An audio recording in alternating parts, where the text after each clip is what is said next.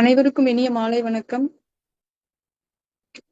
இன்று ஐக்கிய நாடுகள் சபையின் பொது சேவை தினம் மற்றும் சர்வதேச கைம்பெண்கள் தினம். இந்த நாளில் மனிதநேயம், சமூக பொறுப்பு, கைம்பெண்களின் உரிமைகள் போன்ற முக்கிய விஷயங்களை நினைவூட்டும் இந்த நன்னாளில் நமது வாருங்கள் படைப்போம் குழுவில் இணைந்துள்ள உங்கள் அனைவரையும் வருக வருக என வரவேற்பதில் பெருமகிழ்ச்சி கொள்கிறேன். இன்றைய நிகழ்வின் விருந்தினர் கவிஞர் கோ. வசந்தகுமாரன் அவர்களையும் வருக வருக என வரவேற்பதில் பெருமகிழ்ச்சி கொள்கிறேன். அவருடன் கலந்துரையாட உள்ள தோழர் முனைவர் இருதயா அவர்களையும் வரவேற்கிறேன். அவருடன் இணைந்து கலந்துரையாட உள்ள தோழர் தமிழ் பொழில் அவர்களையும் வருக வருக என வரவேற்பதில் பெருமகிழ்ச்சி கொள்கிறேன். இன்றைக்கு அறிமுக உரை வழங்குவதற்காக தேவா அவர்களை கேட்டுக்கொள்கிறேன். தேவாவை பத்தி கண்டிப்பா சொல்லணும். தேவா தான் நம்மளுக்கு இந்த வாருங்கள் படைப்போம் நிகழ்விற்கான இன்விடேஷன்ஸ் அழைப்புதல்கள் ரெடி பண்ணி தராங்க. அதற்கும் ஒரு நன்றிகளை தெரிவித்துக் கொண்டு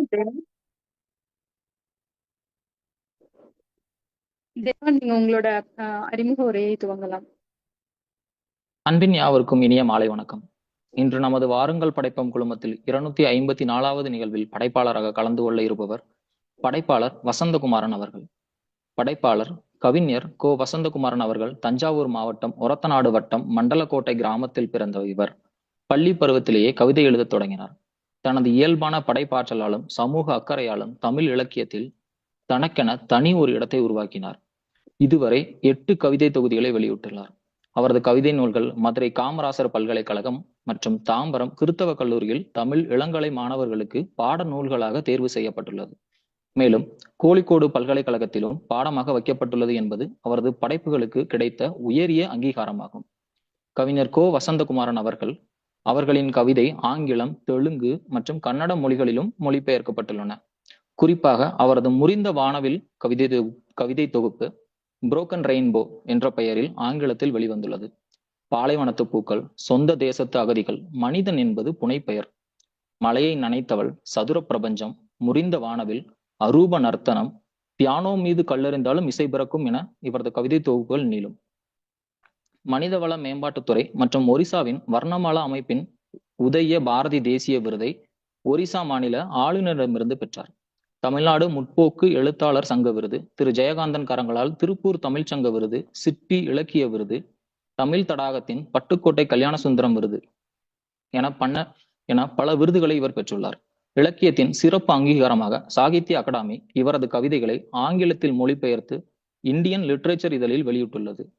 சாகித்ய அகாடமி மற்றும் நாகாலாந்து பல்கலைக்கழகம் இணைந்து நடத்திய கோஹிமா கவிதை திருவிழாவில் பங்கேற்று கவிதை வாசித்தார்.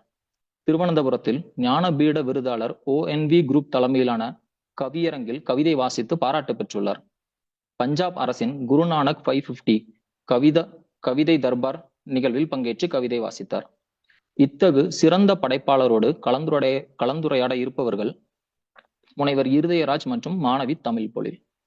தருமபுரி மாவட்டத்தை சார்ந்த மாணவி தமிழ் பொழில் தமிழின் மீது இலக்கியத்தின் மீதும் கொண்ட ஆர்வத்தால் இளங்கலை தமிழ் பயின்றுள்ளார். கவிதையின் பால் கொண்ட காதலுக்கு கிட்டியதோ செம்மொழி தமிழாய்வு மத்திய நிறுவனம் பாரத மொழிகளின் திருவிழாவில் கவிதை போட்டியில் 3ஆம் இடம்.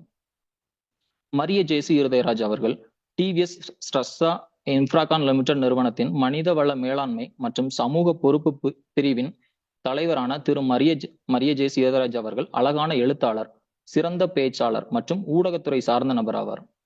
மேலும் தேசிய மனிதவள மேலாண்மை நிறுவனம் அமைப்பின் செயற்குழு உறுப்பினராகவும் தென்னிந்திய வர்த்தக மற்றும் தொழில் கழகம் அமைப்பின் மனிதவள நிபுணர் குழு உறுப்பினராகவும் பணியாற்றி வருகிறார்.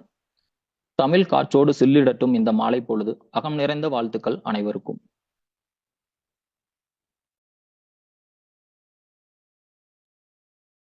நன்றிகள் தேவா. தோழர், நீங்க உங்களுடைய கலந்துரையாடலை துவங்கலாம். வணக்கம் தோழர் எழுத்தாளர் அவர்களே. இந்த நல்ல மாலை பொழுதில் உங்களை சந்திப்பதில் பெரும் மகிழ்ச்சி. இந்த நாள் அப்படிங்கிறது ஒரு கவிதையினுடைய தொடக்கமாக, அதுவும் குறிப்பாக மனித நேயம் பற்றி உங்களுடைய எழுத்துக்கள் எல்லாமே ஒரு மண் சார்ந்து எல்லாவற்றையுமே சார்ந்து இருக்கக்கூடிய ஒரு கவிதை. ஒரு சிலர் கவிதை எழுதும் பொழுது ஒரு சில பகுதிகளை மட்டும்தான் தொடுவாங்க. அது மட்டும்தான் அப்படிங்க எனக்குரியது அப்படின்னும். அப்படி இல்லாம உங்களுடைய கவிதைகள் வந்து எனக்கு வந்து மழையை நனைத்தவள், அப்புறம் பியானோ மீது கல்லெறிந்தாலும் இசை பிறக்கும் அப்படிங்கிற 2 கவிதை தொகுப்ப எனக்கு நீங்க அன்பளிப்பா அனுப்பியிருந்தீங்க. அது உண்மையிலேயே ரொம்ப பெருமையா இருந்தது. எடுத்தேன். ஒவ்வொரு பக்கத்துக்குமே 4, 5 வரிகள் மட்டுமே இருக்கிறது அப்படிங்கிறது படிக்கிறதுக்கு இன்னும் ஆர்வத்த தூண்டுனது. ஒரு பக்கம் முழுக்க இருக்கும் பொழுது, "எப்பிட்றா படிக்கணும்?" அப்படின்னு ஒரு மலைப்பு இருக்கும். அது இல்லாம 4, 5 வரிகள் மட்டுமே இருக்கிற இந்த இத படித்து கடந்த பொழுது, ரொம்ப ரொம்ப அந்த நாளே இனிமையாக இருந்தது. என்னை பொறுத்தவரை கவிதை என்பது கருத்துக்களை விதை அப்படிங்கிற அடிப்படையில தான் நான் வந்து புரிஞ்சுக்கிருவேன். அந்த மாரி தான் உங்களுடைய கவிதைகளும் கருத்துக்களை விதைத்த வண்ணம் தான் இருக்கிறது. அந்த அளவிற்கு உங்களுடைய எழுத்து என்பது மிக மிக சாலச் சிறந்த ஒன்றாக இருக்கிறது. எனக்கு மிகவும் பிடித்த கவிதை, புத்தகத்த எடுத்தவுடனே ஒரு பக்கத்த அப்படியே விரிச்சு ஏதாவது படிச்சு பார்ப்பேன். அப்ப உங்க புத்தகத்த படிக்கும் பொழுது, "மனிதனை படைத்த குற்றத்தை செய்துவிட்டு தலைமறைவாகி விட்டான் கடவுள்" அப்படிங்கிற கவிதை முதல்ல வந்ததா, ஆஹா! நமக்கு நெருக்கமான கவிதைகள எழுதுறாரே அப்படிங்கிற மாரி, இன்னும் இன்னும் அந்த கவிதைகள தொடர்ந்து படிக்கும் பொழுது ரொம்ப அருமையா இருந்தது. இப்படி ஒவ்வொரு கவிதைகளை பற்றியும் நம்ம வந்து இப்பொழுது பேசப் போகிறோம். அந்த அடிப்படையில என்னுடைய முதல் கேள்வி, நெறைய பேரு கவிதைகள் எழுதினா அப்படின்னா, ஒரு சில கவிஞர்கள்ட்ட மட்டும் தான் அணிந்துரையோ அல்லது வாழ்த்துரையோ வாங்குவாங்க. ஆனா உங்களுடைய கவிதைய பார்க்கும் பொழுது, ரொம்ப ரொம்ப அருமையா இருந்தது. நெறைய பேரு, அதாவது இறை அன்பு இருக்கட்டும், ஐஏஎஸ் அவர்கள், ஐயா பாலகிருஷ்ணனா இருக்கட்டும், சிவகுமார் ஐஏஎஸ்ஸா இருக்கட்டும், கவிஞர் சிற்பி, மேத்தா, கல்யாண்ஜி, புவியரசு, அப்புறம் இலக்கிய விமர்சகர் இந்திரன், விக்ரமாதித்தன், கவிஞர் பாவலர் அறிவுமதி, ஆ இன்னும் இன்னும் பார்த்தோம் அப்படின்னா, ஐயா சுபவீர பாண்டியன், கவிஞர் பழனி பாரதி, இப்படி எல்லாரிடமும் உங்களுடைய நட்பு விரிந்திருக்கு அப்படின்னு பார்க்கும் பொழுது, தமிழால் இந்த ஈர்ப்பு வந்ததா? அல்லது உங்கள் எழுத்தால் அவர்கள் ஈர்க்கப்பட்டார்களா? இதுதான் என்னுடைய முதல் கேள்வி உங்களிடம்.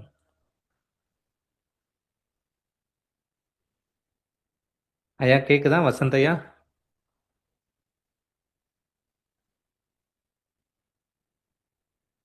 ஐயா அன்மியூட் பண்ணிக்கோங்க ஐயா.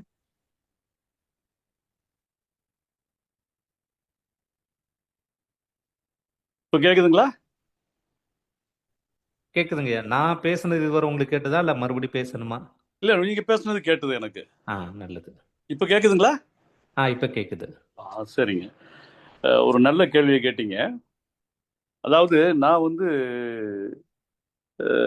கிட்டத்தட்ட 1986 என்னுடைய முதல் தொகுப்பு வந்தது. அந்த 1986னா கிட்டத்தட்ட பார்த்தீங்கன்னா, ஒரு 40 வருடங்களாக அதுக்கு மேலேயே எழுதிக்கிட்டு இருக்கேன் நான். ஆனாலும் இடையில வந்து ஒரு 12 வருடங்கள் நான் வந்து எழுதாததுனால, நான் மறுபடியும் ஒரு புதிதாக எழுதக்கூடிய ஒரு புதிய கவிஞன் அப்படிங்கிற மாதிரியான ஒரு பிம்பம் தான் ஏற்பட்டிருக்கு இப்போதைய இளைஞர்களுக்கு. இப்போ நான் 40 வருஷமா எழுதுறேன் அப்படிங்கும்போது, உங்களுக்கு என்ன இப்பதான் இதுல தான் தெரியும். இப்போ இந்த நிகழ்ச்சி மூலமா தான் தெரியும் நான் நினைக்கிறேன். என்னுடைய இந்த கவிதை தொகுதியின் அறிமுகம் மூலமா தான் தெரியும்னு நினைக்கிறேன். இந்த 40 ஆண்டு கால நட்புகள் இருக்கு பாருங்க, அதுதான் இந்த ஆளுமைகள் இருக்காங்க பாருங்க. இவங்கள்ட்ட எல்லாம் நான் பழகுறதுக்கு 40 ஆண்டுகள் நான் பழகிய ஆளுமைகள் தான், என்னுடைய கவிதையை கவனித்துக் கொண்டிருப்பவர்கள் தான் எனக்கு வந்து இந்த கருத்துரைகள் எல்லாம் கொடுத்திருக்கிறார்கள். இப்போ சொல்லப்போனா மேத்தா வந்து அவர் எழுதியிருக்காரு. அவர் ஆரம்ப காலத்துல என்னுடைய வளர்ச்சிக்கு அவர் காரணமா இருந்தாரு. அதே மாதிரி இந்திரன் அவர்களும்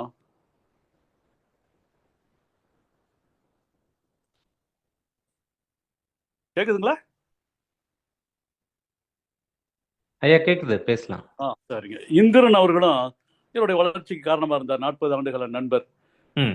அதே மாதிரி எல்லா கவிஞர்களுமே என்னுடைய கவிதைகளை, என்னுடைய செயல்பாடுகளை கவனித்துக் கொண்டுதான் வந்திருக்காங்க அப்படிங்கிறது தான் இதுக்கெல்லாம் அர்த்தம். எல்லாருமே அதை வந்து பாராட்டி எழுதுனதுக்கான அர்த்தம். இப்போ தோழர் குமரேசன் அவர்கள் கூட கிட்டத்தட்ட 25-30 ஆண்டுகளுக்கு முன்னால் என்னுடைய மனிதன் என்பது புனைவேர் என்கிற கவிதை தொகுதியை கிட்டத்தட்ட தீக்கதில் அரை பக்கத்துக்கு அதை பத்தி எழுதியிருக்காரு. இப்படி பல்வேறு ஆளுமைகள் என்னை கவனிச்சுக்கிட்டு இருக்காங்க, என்னையும் அறியாமல் கவனிச்சுக்கிட்டு இருக்காங்க அப்படிங்கிறது எனக்கே தெரியாது. என்னை கவனிக்கிறாங்க, என்னுடைய இலக்கியத்தை கவனிக்கிறாங்கன்னு. இதன் மூலமாகத்தான் எல்லாருக்கும் தெரிஞ்சவனா இருக்கேன். இது படைப்புகள் மூலம், என்னுடைய படைப்புகள் மூலமாகத்தான் வந்ததை ஒழிய நான் இறை என்பவர்களை ஒரு முறை தான் சந்தித்து இருக்கிறேன். ஆனா கவிதைகளை அவர் பல வருடங்களாக கவனித்துக் கொண்டிருக்கிறார் என்பதை அவரே சொல்லியிருக்காரு. ஒரு முறை சந்தித்ததுதான் இறை என்பவர்களை. ஆர் பாலகிருஷ்ணன் அவர்களை 2 தடவை சந்திச்சிருப்பேன், அவ்வளவுதான். எல்லாம் என்னுடைய படைப்புகள் மூலமாக அவர்கள் என்னை அறிந்து என்னை பாராட்டி இருக்கிறார்கள் என்பது தன்னுடைய நட்பு ரீதியாக நண்பர் இவர், இதன் மூலமாக அந்த நண்பர் என்கிற அந்த ஒரு அடிப்படையில் இவரை பாராட்டணும் அப்படின்லாம் கிடையாது. என்னுடைய படைப்பு தான் இந்த பாராட்டுகளை எல்லாம் எனக்கு பெற்று தந்திருக்கிறது என்பதை நான் சொல்லிக்கொள்ள விரும்புகிறேன். இந்த மாதிரி எல்லாருடைய, இந்த ஆளுமைகள் அத்தனை பேருடைய பாராட்டுகளும் இப்படித்தான் எனக்கு வந்து சேர்ந்தது. படித்ததன் மூலமாக தான் வந்து சேர்ந்தது. சொல்லப்போனா அந்த முகநூல் வந்த பிறகுதான் வீரியமாக எல்லாராலும் கவனிக்கப்பட்டேன் என்பது உண்மை. இந்த தொழில்நுட்பம் தான் என்னை வளர்த்திருக்கு அப்படின்னு நினைக்கிறேன். என்னதான் எழுதினாலும் இந்த தொழில்நுட்ப உதவி இல்லைன்னா என்னுடைய படைப்புகள், பொதுவாக இலக்கிய படைப்புகள், பெருமாறியான மக்களை, வாசகர்களை சென்று அடைந்திருக்காது என்பதுதான் என்னுடைய எண்ணம். இந்த தொழில்நுட்ப வசதியின் காரணமாக எல்லோராலும் நான் அறியப்பட்டவனாக இருந்திருக்கிறேன். அப்படித்தான் எல்லாருமே என்னுடைய கவிதைகளை வாசிச்சாங்க, என்னை கவனிச்சாங்க. கவனித்தன் அடிப்படையில் தான் இந்த பாராட்டுக்கள்லாம் வந்தது. சொல்லப்போனால் அந்த பாராட்டுகள்லாம் கிட்டத்தட்ட 4 வரி 5 வரியில இல்லை, அவர்கள் 4-5 வரிகளில் பாராட்டி இருக்கிறார்கள். நான் அதுல இருந்து சும்மா ஒரு குறிப்பிட்ட ஒரு பகுதியில் பிரசுரிச்சு அப்படிங்கிறதான் உண்மை. இதுதான் என்னுடைய நான் அடைகிற பாராட்டுகளுக்கெல்லாம் காரணம், அதன் பின்புலம் இதுதான். நல்லதுங்கய்யா. நான் ஒரு சில இடங்கள்ல நானும் சொல்லியிருக்கேன். இப்ப நீங்க இது சொன்னதுனால அதையும் சொல்லலாம் அப்படின்னு நான் நினைக்கிறேன். நீங்க நூல் படித்து மேலே வந்தவர், நூல் பிடித்து மேலே வந்தவர் அல்ல அப்படிங்கிற மாதிரி நம்ம எடுத்துக்கலாம். அந்த அடிப்படையில் இப்போதைக்கு இன்னொரு கவிதையை சொல்லிட்டு நம்மளுடைய இந்த வாருங்கள் படைப்போம் வாருங்கள் படிப்போம் 2 குழுவுமே அடுத்த தலைமுறை நல்ல ஒரு எழுத்தின் அடிப்படையில, வாசிப்பின் அடிப்படையில மேலே வரணும் அப்படிங்கிறது ரொம்ப தெளிவா இருக்கும். அந்த அடிப்படையில தான் மேலாண்மை மிக்க பெரியவர்கள் எல்லாம் கூப்பிட்டாலுமே சிறு வயதுடைய, அதாவது இந்த இளம் பருவத்தினருடையவும் உள்ள கொண்டு வந்து அவர்களை இந்த ஒரு நிகழ்வில் பங்கெடுக்க வைக்கும் பொழுது அவர்களுக்கான ஒரு புரிதல், வாசிப்பினுடைய மேன்மை எல்லாம் தெரிய வரும் அப்படிங்கிறதுக்காக தமிழ் அப்படிங்கிற ஒரு ஆர்வமிக்க ஒரு இளம்பெண் காத்துக்கிட்டு இருக்காங்க. அதுக்கு முன்னாடி ஒரே ஒரு கவிதையை நான் சொல்லிக்கிறேன். சைக்கிள் கூட ஓட்ட தெரியாத ஒருவன் எனது கிராமத்தில் பேய் ஓட்டுகிறான் அப்படிங்கிற ஒரு கவிதை ரொம்ப அருமையா இருந்தது. இன்னொரு கவிதை என்னை ரொம்ப ஈர்த்தது என்னன்னா, கலைந்து கிடந்த எண்ணெய் அடுக்கி வைத்தது புத்தகம். கலைந்து கிடந்த எண்ணெய் அடுக்கி வைத்தது புத்தகம் அப்படிங்கிற அந்த கவிதை வரிகள் படிச்ச உடனே ஆகா, ஒரு புத்தகம் எந்த அளவுக்கு நம்மளை மேல எழுப்புது அப்படிங்கிறத ரொம்ப அருமையா சொல்லிட்டாரு அப்படிங்கிற மாதிரி இருந்தது. ஸோ இது போன்ற பாராட்டும் கேள்வியும் கேட்பதற்காக நம்ம தமிழ் ஆர்வத்தோட காத்துக்கிட்டு இருக்காங்க. ஸோ அவங்க கேள்விகளை கேட்கட்டும், மறுபடியும் நான் அவர்களை தொடர்ந்து கேள்வி கேட்பேன். ஐயா வணக்கம் ஐயா. வணக்கம். வணக்கம் ஐயா, நீங்க வேதியியல் பயின்றவரு. கிட்டத்தட்ட ஒரு 30 ஆண்டுகளுக்கு மேலாக இந்த தமிழ் கவிதை உலகத்துல இருக்கீங்க. இந்த வேதியியல் படிப்பு தான் உங்களோட கவிதையோட சுருக்கமான துல்லியமான வடிவத்துக்கு ஒரு வகையில காரணமா இருக்குமாங்க ஐயா? அப்படி சொல்ல முடியாது.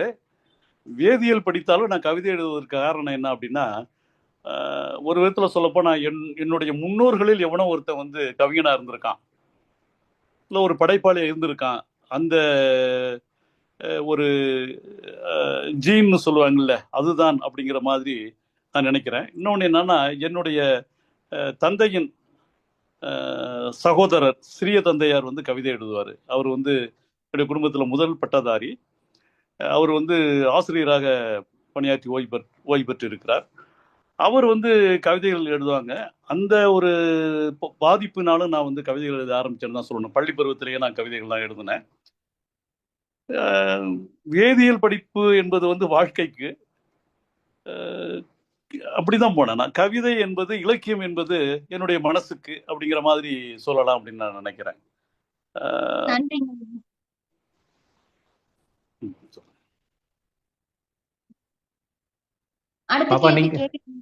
பாப்பா, நீங்க ஒரு அருமையான கேள்வி கேட்டீங்க. வேதியியல் படித்ததுனாலதான் உங்களுடைய கவிதைகள்லாம் சுருக்கமா இருக்கா அப்படின்னும். நானும் இளங்கலை வேதியியல் தான் படிச்சேன். அதுக்கப்புறம் அதுக்கு நம்மளுக்கும் ரொம்ப தூரம் அப்படின்னு சொல்லிட்டு வேற ஒரு பாதையை மாற்றிட்டேன். பரவால்ல. நீங்க கேட்டது எனக்கு அந்த நிகழ்வ கொண்டு வர வச்சது. ஐயா, வசந்த் ஐயா, நீங்க ஒரு கவிதையில சொல்லியிருக்கீங்க. நிலவில் மனிதன் கால் வைத்தான், இனிமேல் தான் சாரி நிலவில் மனிதன் கால் வைத்தான், இனிமேல் தான் கை வைப்பான் அப்படிங்கிற மாரி ஒண்ணு சொல்லியிருந்தீங்க. ஸோ அதையும் விட்டு வைக்க மாட்டான் அப்படிங்கிற மாரி ஒரு நகைச்சுவையும் உங்களுடைய எழுத்துக்கள்ல ததும்பி இருக்கிறது. அதே நேரத்துல ஒரு சமூக அக்கறையும், இவன் மனிதன் என்ன வேணாலும் பண்ணுவான் அப்படிங்கிற ஒரு சின்ன ஒரு எச்சரிக்கையும் வந்து அந்த கவிதையில ஒளிஞ்சிருக்கு. பாப்பா, நீங்க இந்த கவிதைய பத்தி என்ன நினைக்கிறீங்க? அதாவது ஒரு கருத்தை சொல்லும் பொழுது அதை வந்து சுவையா சொல்லணும் அப்படின்னு நான் நினைக்கிறேன். இது வந்து எல்லாருமே சொல்லக்கூடிய கருத்து தான். மனுஷன் வந்து எதையும் விட்டு வைக்க மாட்டேங்கிறான், அரசியல்வாதி எதையும் விட்டு வைக்க மாட்டேங்கிறான், இந்த மாதிரி தரிசு நிலங்களை அரசு நிலங்களை கூறுபட்டு வித்துடுறான், சட்டத்துக்கு புறம்பா அப்படின்னு எல்லாருமே சொல்றது தான். இதை வந்து எல்லாரும் சொல்ற விதத்துல சொல்லாம அதை ஒரு நகைச்சுவையாகவும் அல்லது வேறு ஒரு பொருண்மையை உட்படுத்தி இதை சொல்றதன் மூலமாக என்னுடைய கவனத்தை ஈர்க்கணும். அப்படிங்கிறப்போ இந்த ஒரு குறுங்கவிதை வடிவம் எனக்கு கை வந்தது. அதுவும் இந்த நிலவையே இப்போ வந்து கூறுபட்டு வித்துக்கிட்டு இருக்காங்க. அதாவது நிலவுல வந்து இப்போ அந்த மாதிரிலாம் ஒரு செய்தி கேள்விப்பட்டேன் நான். நிலவை வந்து அதுக்கு வந்து ஒரு விற்பனை பத்திரம் கொடுக்குறாங்க வெளிநாட்டில், அங்கே போய் குடியிருக்காங்களோ இல்லையோ அதை வாங்கினேன் அப்படிங்கிற மாதிரியான ஒரு வெர்ச்சுவல் இது பண்ணிட்டு இருக்காங்க அந்த மாதிரி கேள்விப்பட்டேன். இதெல்லாம் என்னைய வந்து இப்படி எழுத வச்சது அப்படிங்கிறது தான் என்னை பொறுத்த வரைக்கும். இதையும் அதையும் கனெக்ட் பண்ணி எழுதுனேன் அப்படிங்கிறது தான் உண்மை. அது அந்த நேரத்துக்கு இந்த குறுங்கவிதை உடனே எனக்கு கை கொடுத்தது அப்படிங்கிறது தான். இப்போ இந்த கவிதை வந்து எல்லாரோடும் பாராட்டப்பட்ட கவிதை. இது எல்லாரோடும் எடுத்து நான் எழுதின இந்த கவிதையை எல்லாருமே மேடையில் பயன்படுத்தியிருக்காங்க. திரு மகேந்திரன் அவர்கள், தாமரை ஆசிரியராக இருந்த மகேந்திரன் மற்றும் பல பேர் வந்து இந்த கவிதையை வந்து மேடைகளில் சொல்லியிருக்காங்க. சுபவீரபாண்டியன் ஐயா, சன் டிவி வீரபாண்டியன், இப்படி பல பேர் வந்து என்னுடைய இந்த கவிதையை மேடையில் சொல்லி என்னுடைய பெயரோடு சொல்லி எனக்கு அவர்களும் கைதட்டல் வாங்கியிருக்காங்க. அந்த கைதட்டல் வந்து எனக்கும் வந்து சேர்ந்திருக்கு அப்படிங்கிறது தான் நான் நினைக்கிறேன். அவர்கள் சொல்வதன் மூலமாக எனக்கு அந்த கைதட்டல் காதில் கேட்டது அப்படின்னு தான் நான் சொல்லுவேங்க. அது மாதிரி இந்த குறுங்கவிதைகள்ல பளிச்சுன்னு சொல்ற விஷயம் வந்து எனக்கு வந்து கொஞ்சம் கைவரப்பட்டது அப்படின்னு தான் நான் சொல்லுவேன். அதை நான் வந்து பெருங்கவிதைகள்லாம் நிறுத்திட்டு பெருங்கவிதைகள் நிறைய எழுதினேன். அதையெல்லாம் இப்போ கைவிட்டு விட்டு இப்போதைய காலகட்டத்துக்கு ஏற்ற மாதிரி கவிதை வடிவத்தை மாற்றி குறுங்கவிதைகள், ஹைக்கு அல்ல, ஹைக்கு என்ற சில கோமாளித்தனம்லாம் பண்ணிட்டு இருக்காங்க. ஹைக்குவே கிடையாது, இதுக்கு சொல்லிட்டு பரிசுகள்லாம் கொடுத்துட்டு இருக்காங்க. அதனால இது ஹைக்கு அல்ல, குறுங்கவிதைகள். இந்த வடிவம் வந்து எனக்கு கை கொடுக்குது, எனக்கு இயல்பா வருது. இதன் மூலமாக நகைச்சுவையாகவும் தத்துவ ரீதியாகவும் இந்த கவிதைகள் நான் வந்து சில கருத்துக்களை கவிதைகளை முன்வைக்கிறேன் அப்படிங்கிறது தான் உண்மை. நல்லதுங்கய்யா. தமிழ், உங்கள்கிட்ட ஒரு கேள்விப்பா.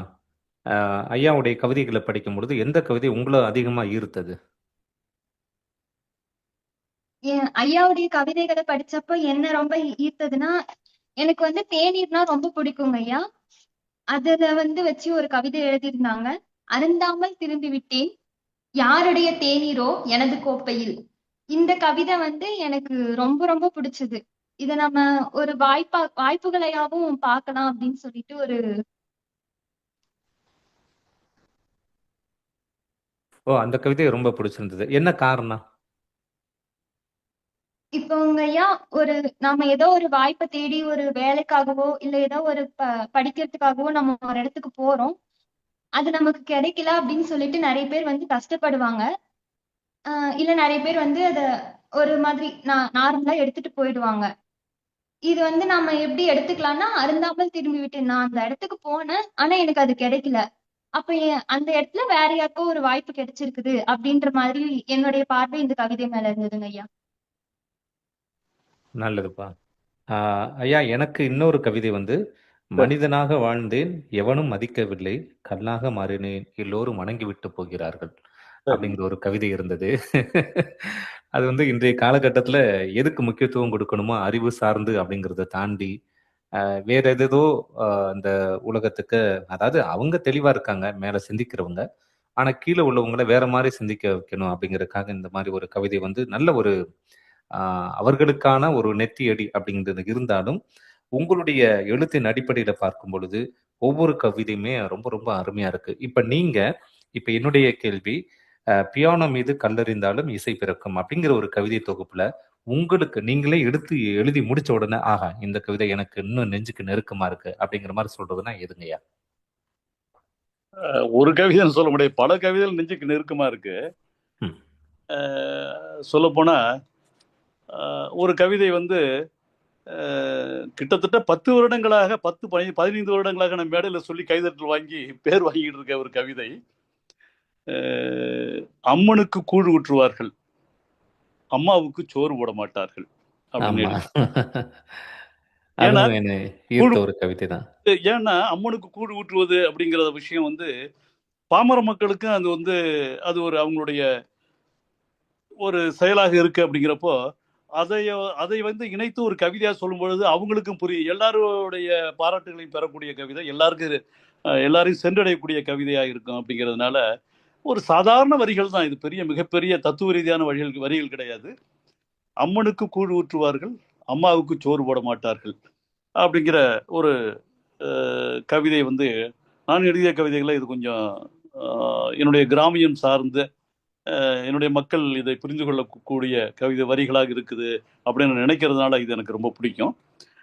அடுத்து தலைவலி என்றான் மன்னன், தலைவலி என்றான் மன்னன், கிரீடம்தான் காரணம் என்றான் வைத்தியன் அப்படிங்கிற கவிதைய எனக்கு பிடித்த கவிதையா நான் எல்லா கவிதையும் பிடித்த கவிதையா இருந்தாலும் கொஞ்சம் இதை வந்து சொல்வதற்கு நான் வந்து இந்த 2 கவிதைகளை சொல்வதற்கு நான் விரும்புகிறேன் அப்படின்னு சொல்லணும்.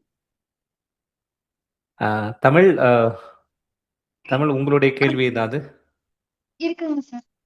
ஐயா, உங்களுடைய கவிதை ஒண்ணு படிக்கிறேன். புகைப்பட கலைஞனிடம் காட்டுவதற்கென்று பிரத்யோக முகம் ஒன்றை வைத்திருக்கிறார்கள் மனிதர்கள். இந்த காலத்துல வந்து மனிதர்கள் வந்து ஒரு முகமூடியோட தான் இந்த உலக வாழ்க்கையை வாழ்ந்துட்டு இருக்காங்க அப்படின்ற மாதிரி உங்களுடைய கவிதையில நீங்க எடுத்து வச்சிருக்கீங்க. இந்த சமூக ஊடக காலத்துல இந்த பிரத்யோக முகம் அப்படின்றது எந்த அளவுக்கு மாறி இருக்குன்னு நீங்க நினைக்கிறீங்க ஐயா? அதாவது என்னுடைய கவிதைகளை பொறுத்த வரைக்கும் நீங்க வந்து இந்த கவிதையின் மூலமா எடுத்துக்கொண்ட கருத்து வித்தியாசமா இருக்கு. நான் கூட சொல்லுவேன், வாசகன் தான் என்னுடைய கடவுள் அப்படிமானா. வாசகன் தான் என்னுடைய கடவுள். நான் நினைத்து பார்க்காத அர்த்தங்களை எல்லாம் என்னுடைய கவிதைகளுக்கு கற்பிக்கிறான். அதனால வாசகன் தான் என்னுடைய கடவுள். ஏன்னா நான் நினைச்சு பார்க்காத அர்த்தங்களை எல்லாம் என்னுடைய கவிதைகளுக்கு அவன் தான் கற்பிக்கிறான் அப்படின்னு சொல்லிட்டு நான் எழுதியிருக்கேன். இப்ப அது உண்மையாகுது, உங்க மூலமா உண்மையாகுது. இல்ல 100க்கு 100 உண்மைங்க. ஆமா, அது ஒவ்வொரு கருத்தும் நீங்க மட்டும் இல்ல, யாரும் சொன்னாலும் அவரவர் எடுத்துக்கொள்ளுகிற விதம் வந்து வேறுபடும். அந்த மாதிரிதான். அதனால நான் எழுதின நோக்கு வேற, நீங்க எடுத்துக்கிட்ட நோக்கு வேற. அப்படிங்கிறப்போ இந்திரன் தான் சொல்லுவாரு, அப்பா உன்னுடைய கவிதையோட சிறப்பே என்ன அப்படின்னா, இது வந்து நீ எழுதுற கவிதை வந்து பல்வேறு திசைகளை காட்டுதுப்பா. ஒரு திசையை நினைச்சா ஒரு பக்கம், சற்று நேரம் கழித்து பார்த்தா இன்னொரு திசையை நோக்கி பயணப்படுத்துது. இந்த மாதிரி பல்வேறு திசைகளை காமிக்கிற கவிதையா இருக்கு உன்னுடைய கவிதை அப்படின்னு சொல்றாரு. அதுதான் உண்மை. நான் எழுதுற நோக்கு வேற, வாசகன் பல மாதிரியா அதை எடுத்துக்கிறாங்க. அப்படிங்கிறது தான் என்னுடைய கவிதைகளோட வெற்றி. ஒரு தத்துவார்த்தமான வெற்றின்னு தான் சொல்லலாம் இதெல்லாம். நன்றிங்கய்யா. மழையை நனைத்தவள் அந்த கவிதை தொகுப்புல எனக்கு ரொம்ப பிடிச்சது. அந்த உங்க எழுத்தும் நல்லா பிடிச்சிருக்கு. ஒவ்வொரு பக்கத்துலயும் ஒரு பெண்ணுடைய படத்தையும் போட்டிருக்கீங்க. அதனால அந்த பெண்ணும் எனக்கு ரொம்ப பிடிச்சிருந்தது, அந்த படமும். அதனால 2மே சேர்ந்ததுனால அந்த கவிதை ரொம்ப பிடிச்சு போச்சு. ஊரெங்கும் நம் பேச்சு, நாம் தான் பேசிக்கொள்வதில்லை. என்னோடு நீ பேசாவிட்டால் என்ன, எனக்குள் இருக்கும் உன்னோடு நான் எப்போதும் பேசிக்கொண்டேதான் இருப்பேன். அது ஐயோ எவ்வளவு பெரிய ஒரு தத்துவம். இது வந்து என்ன, நீங்க இளமை பருவம், இப்பவும் இளமையா தான் இருக்குங்க, இளமை பருவத்துல இருக்கும்போது எழுதுனதா இல்லது அந்த அதெல்லாம் அனுபவித்து விட்டு அப்புறம் எழுதுனதா அந்த கவிதை? அதாவது சிறு வயதிலிருந்தே நான் வந்து கவனிக்கப்படுகிறவனாக இருந்திருக்கிறேன் பெண்களால். அதை மறைக்காம சொல்லி ஆகும். சரி. அதையெல்லாம் கடந்து தான் இந்த நிலைக்கு வந்திருக்கிறேன் அப்படிங்கிறது. அவங்க தான் இந்த கவிதைகளை எனக்கு கொடுத்துருக்காங்க. அந்த பெண்கள் தான் என்னுடைய இந்த கவிதைகளை எனக்கு கொடுத்துருக்காங்க அப்படின்னு சொல்லணும். இப்போ இதை பற்றி சொல்லும் பொழுது இந்த நீங்கள் சொன்னீங்கல்ல, அதாவது இந்த ரெண்டாவது சொன்னீங்க பாரு, அந்த கவிதையை மறுபடியும் சொல்லுங்க, என்னோட கவிதையை. ஊரெங்கும் நம் பேச்சு, நாம் தான் பேசிக் அடுத்தது கொள்வதில்லை. என்னோடு நீ பேசாவிட்டால் என்னோடு நீ பேசாவிட்டால் என்ன, எனக்குள் எனக்குள் இருக்கும் உன்னோடு உன்னோடு நான் எப்போதும் பேசிக்கொண்டேதான் இருப்பேன். ஆமா ஆமா. இந்த கவிதையை வந்து பார்த்திபன் வந்து தன்னுடைய அந்த படத்தோட பேர் வந்து சொர்ணமிகி அப்படின்னு நினைக்கிறேன். பார்த்திபன் சொர்ணமிகி தான் நினைக்கிறேன் நான். இது தேவயானி நடிச்சிருப்பாங்களா அதுல தானே? தேவயானி நடிச்சிருப்பாங்களா தானே? ஆமா ஆமா. அந்த இதுல வரும் வரும். ஆமா, படத்துல அந்த விளம்பரங்கள்ல இந்த கவிதையை எடுத்து பயன்படுத்தி கீழே வசந்தகுமாரன் அப்படின்னு எனக்கு கிரெடிட் கொடுத்தாங்க. அந்த அளவுக்கு இந்த கவிதை வந்து எல்லாருக்கும் பிடிச்ச கவிதையா இருந்தது அப்படிங்கிறது தான் உண்மை. அந்த வகையில வந்து இந்த கவிதை வந்து ஒரு வெற்றிகரமான கவிதை, சிறந்த கவிதை, மிகச்சிறந்த, நான் எழுதிய காதல் கவிதைகளில் மிகச்சிறந்த கவிதை அப்படிங்கிறத நான் சொல்லிக்க விரும்புகிறேன். அதே மாதிரி இதுவும் ஒரு யதார்த்தம் தானே. ஊரங்கம் நம் பேச்சு, நாம் தான் பேசிக்கொள்வதில்லை அப்படிங்கிறது கூட அப்படிதான் நடக்குது. 2 பேருக்கு அறிமுகம் இருக்கா இல்லையா, ஊர்ல அதெல்லாம் சேர்த்து விட்டுருவாங்க. 2 பேருக்கு ஒரு உறவை உண்டாக்கி விடுவாங்க அப்படிங்கிற மாதிரியான ஒரு யதார்த்த நிலை இருக்கு. அந்த யதார்த்தத்தை தான் நான் இப்படி கவிதையா சொன்னேன். அதான் உண்மை. இல்ல அதுல அந்த படமும் ஒவ்வொரு பக்கத்துக்கும் ஒவ்வொரு கவிதைக்கும் ஒரு படமும் போட்டிருக்கீங்க. அது தெரிந்தே போட்டீங்களா என்னன்னு தெரியல. அந்த கவிதைக்கு கீழே இருக்கிற பெண்ணும் ரொம்ப அழகா இருக்காங்க. சரி சரி சரி சரி. இந்த தொகுப்புல வந்து அட்டை படம் இருக்கு பாத்தீங்களா? ஆமா. அந்த அட்டை படத்தை வந்து மேத்தா ரொம்ப எதிர்த்தாரு. அந்த அட்டை படத்தை கொடுத்துட்டாரு. அந்த புத்தகத்தை நான் படிக்க மாட்டேன், முதல்ல இந்த அட்டை படத்தை மாத்தி எல்லா புத்தகத்தையும் வந்து இந்த அட்டை படத்தை மாத்தி கொண்டு வாங்க, உதடோடு உதடு சேர்ற மாதிரி. ஆமா, அவருடைய பார்வையில வந்து அவர் கொஞ்சம் ஒரு கல்ச்சர்டா பார்ப்பாரு. அவர் கொஞ்சம் மேத்தா சார் வந்து கவிஞர் வந்து கொஞ்சம் கல்ச்சர்டா இருக்கணும்னு நினைப்பாரு, கொஞ்சம் இதா இருக்கணும்னு நினைப்பாரு. ஏன் அப்படின்னா, ஒரு மேடையில கூட ஒரு நிகழ்ச்சி நடந்தது. மேத்தா தலைமையில கவிதை வாசிக்கும் பொழுது கண்ணகி 10 பாட்டு, மாதவி கோவலன் பாடிய குத்துப்பாட்டு அப்படின்னு ஒரு கவிதை வாசிச்சேன். மேடையில எழுந்திருச்சு இந்த அவை குறிப்பிலிருந்து வசந்தகுமாரன் சொன்ன இந்த கவிதை நீக்கப்படுகிறது அப்படின்னு சொல்லிட்டு மேடையில என்னை கண்டிச்சாரு. இந்த கவிதை இன்னமும் நீங்க வாசிக்க கூடாது அப்படின்னு. அந்த அளவு ரொம்ப கல்ச்சர்டா இருப்பாரு. ரொம்பவும் நாகரிகம் கவிதை வரணும், ரொம்பவும் வந்து கொஞ்சம் ஆபாசமா இருக்கக்கூடாது அப்படிங்கிற கவனமா இருப்பார் மேத்தா சார். அப்படி இருக்கும்பொழுது இந்த கவிதையோட அட்டைப்படங்கள்லாம் கிழிச்சிட்டு கிட்டத்தட்ட ஒரு 1200 பிரதி அப்ப போட்டேன். 1200 புக்களையும் அட்டைப்படத்தை கிழிச்சிட்டு வேற அட்டைப்படம் போடுன்னு சொன்ன உடனே நான் வந்து அட்டைப்படத்தை மாத்தல. அது எவ்வளவு பொருளாதார சிக்கனத்தை வந்து அதுக்கு எதிராக இருக்கும் அப்படிங்கிறதுனால ஒரு கவிதை புத்தகம் போடுறதே வந்து பெரிய விஷயம். அதுல அட்டைப்படத்தை மறுபடியும் மாத்திட்டு மறுபடியும் வேற அட்டைப்படம் போடணுங்கிறதெல்லாம் வந்து ரொம்ப சிரமமான காரியங்கிறதுனால அதுக்கு பிறகு அந்த கவிதை புத்தகம் பெரும்பாலும் விற்றது.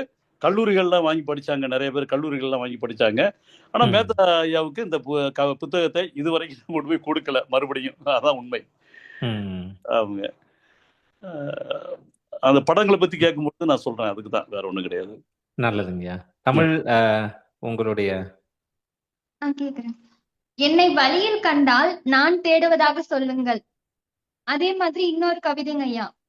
உன்னை பற்றி என்ன நினைக்கிறேன் என்று கேட்கிறாய், உன்னை பற்றி என்ன நினைக்கிறேன் என்று கேட்கிறாய், உன்னை பற்றி நான் நினைப்பதை சொன்னால் என்னை பற்றி என்ன நினைப்பாயோ என்றுதான் யோசிக்கின்றேன்.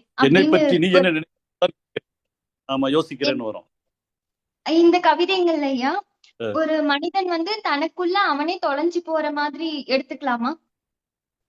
இல்ல, அப்படிதான் இருக்கும். நம்ம வந்து நம்முடைய சிந்தனை இப்படி இருக்க ஒழிய நம்மளை தொலைச்சிட்டு தான் நம்ம தேடிக்கிட்டு இருக்கோங்கிறது நம்முடைய வாழ்க்கையோட அன்றாட நிகழ்வே. நம்ம தொலைச்சிட்டு நம்மளை தேடிக்கிட்டு இருக்கோம் அப்படிங்கிறதா நம்முடைய வாழ்க்கையோட அன்றாட நிகழ்வு. ஆனா நம்மளை தொலைச்சிட்டு நம்ம தேடுறோமா அப்படிங்கிற ஒரு சிந்தனை இல்லை. ஆனா அதான் உண்மை. அதைத்தான் நான் அப்படி சொன்னேன். என்னை வழியில் கண்டால் நான் தேடுவதாக சொல்லுங்கள் அப்படிங்கிறது ஒரு தத்துவ ரீதியான கவிதை. இந்த கவிதை வந்து ரொம்ப பிடிச்சது அப்படின்னு சொல்லி இறையன்பு வந்து ராணி வாரதோட வந்து ஒரு 4 பக்கம் என்னை பற்றி போன வாரம், அதாவது 10/5/2026 4 பக்கம் எழுதியிருக்காரு. இந்த தொகுப்பை பற்றி, பியோனம் மீது கல்லெறிந்தாலும் இசை பிறக்குங்கிற தொகுப்பை பற்றி 4 பக்கம் எழுதும்போது அதுல ஒரு கட்டம் கட்டி இந்த கவிதை எனக்கு ரொம்ப பிடிச்ச கவிதை, இந்த இருக்க கவிதைகள் எல்லாமே பிடிச்ச கவிதை, அதுல மிகவும் பிடித்த கவிதை இதுன்னு போட்டிருக்காரு. இது வந்து ஒரு தத்துவ தேடல், மனிதன் தன்னைத்தானே தேடிக்கிற ஒரு விஷயம். அதுதான் மனிதன் தன்னைத்தானே தேடி கண்டுபிடிக்கிற பொழுது அவன் வந்து அந்திம காலத்துக்கு வந்துடுறான். அவன் தன்னை கண்டுபிடிக்கிறதுக்கு முன்னாடியே அவன் இறந்து போயிடுறான். உண்மை அதுதான். அவனை முழுமையா தன்னை கண்டுபிடிச்சிருது கிடையாது. அது தேடுதல்லையே காலம் கழியுது. கடைசியில் தேடாமலே அவன் வந்து காலம் கடந்து போயிடுறான் அப்படிங்கிற மாதிரி தான் நான் சொல்ல வர்றேன். அதே மாதிரிங்க ஐயா, அடுத்த கவிதையில வந்து மற்றவர்கள் வந்து, அதாவது நம்மளை விட மத்தவங்க வந்து நம்மளை பத்தி என்ன நினைப்பாங்களோ அப்படின்ற சிந்தனை வந்து ஒரு மனுஷனை எந்த அளவுக்கு பாதிக்குது? அதாவது இப்போ வந்து ஒரு கருத்து இருக்கும், ஒருத்தரை பத்தி ஒரு கருத்து இருக்கும், அதை வெளிப்படையா சொல்லாம நம்ம வேஷம் போட்டுக்கிட்டு இருக்கோம். வாங்க சார்னு கை கொடுக்குறோம், கட்டி தழுவிக்கிறோம். ஆனா அவர் பற்றிய மனநிலை வந்து நம்ம மனநிலை வந்து வேற. அந்த மனநிலையை வெளிப்படுத்தணும் அப்படின்னா அவரோட கை குலுக்க முடியாது, அவரோட கட்டி தழுவ முடியாது, அவரோட வந்து புன்னகிக்க முடியாது அவரை. அதான் மனநிலை. நம்முடைய மனநிலையை வெளிப்படுத்த முடியாது. அதான் அப்போ வந்து என்ன சொல்றதுன்னா, இதை வந்து சகிச்சுக்கணும் அப்படிங்கிற மாதிரி தான் இருக்கு. அதை வெளிப்படையாக நம்ம சொல்லிட்டோம் அப்படின்னா நிச்சயம் வந்து உறவுகள் பாதிக்கப்படும். நமக்கு நெருக்கமா 4 பேர் கூட இருக்க மாட்டான். கடைசி காலத்துல நமக்கு வந்து நம்மளை தூக்கி சுமக்கிற 4 பேர் கூட நமக்கு வரமாட்டான். உண்மையா சொல்ல போனா அவன் யாரு, அவன் எப்படி அப்படின்னு அவனுடைய கேரக்டர் சொல்ல போனோம்னா அந்த 4 பேர் கூட நமக்கு துணைக்கு வர மாட்டான். அதைத்தான் நான் சொல்லியிருக்கேன். அதை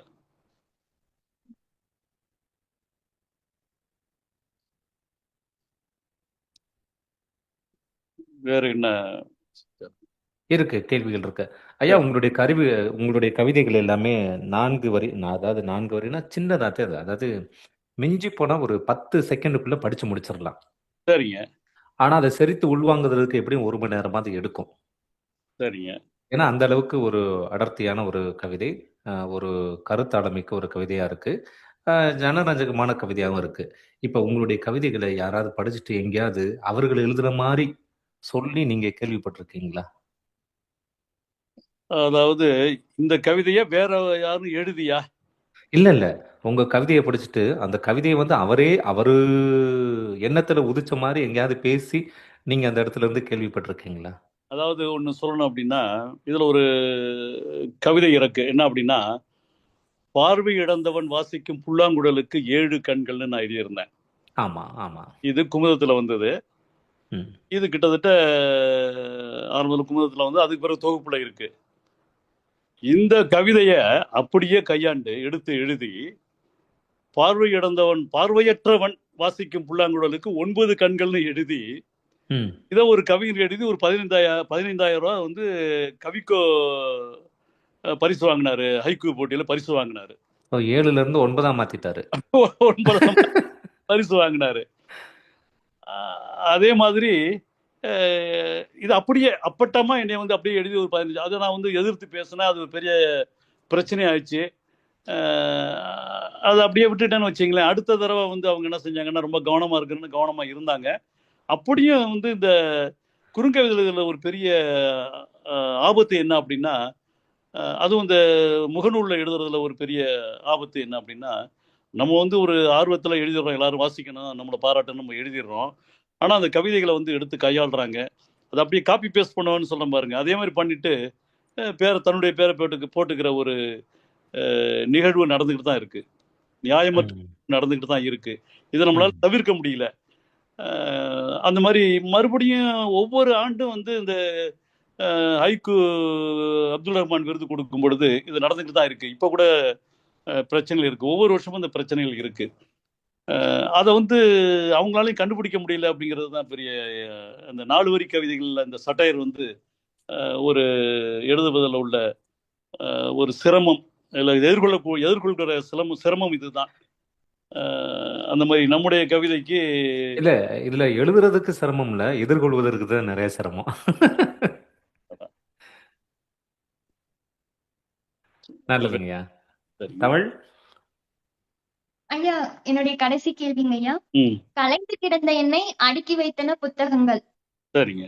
ஒரு வாசிப்பு வந்து ஒரு மனுஷனை எந்த அளவுக்கு செம்மைப்படுத்துது அப்படின்னு சொல்லிட்டு இந்த வரிகள் மூலமா நம்ம தெரிஞ்சுக்கலாம்.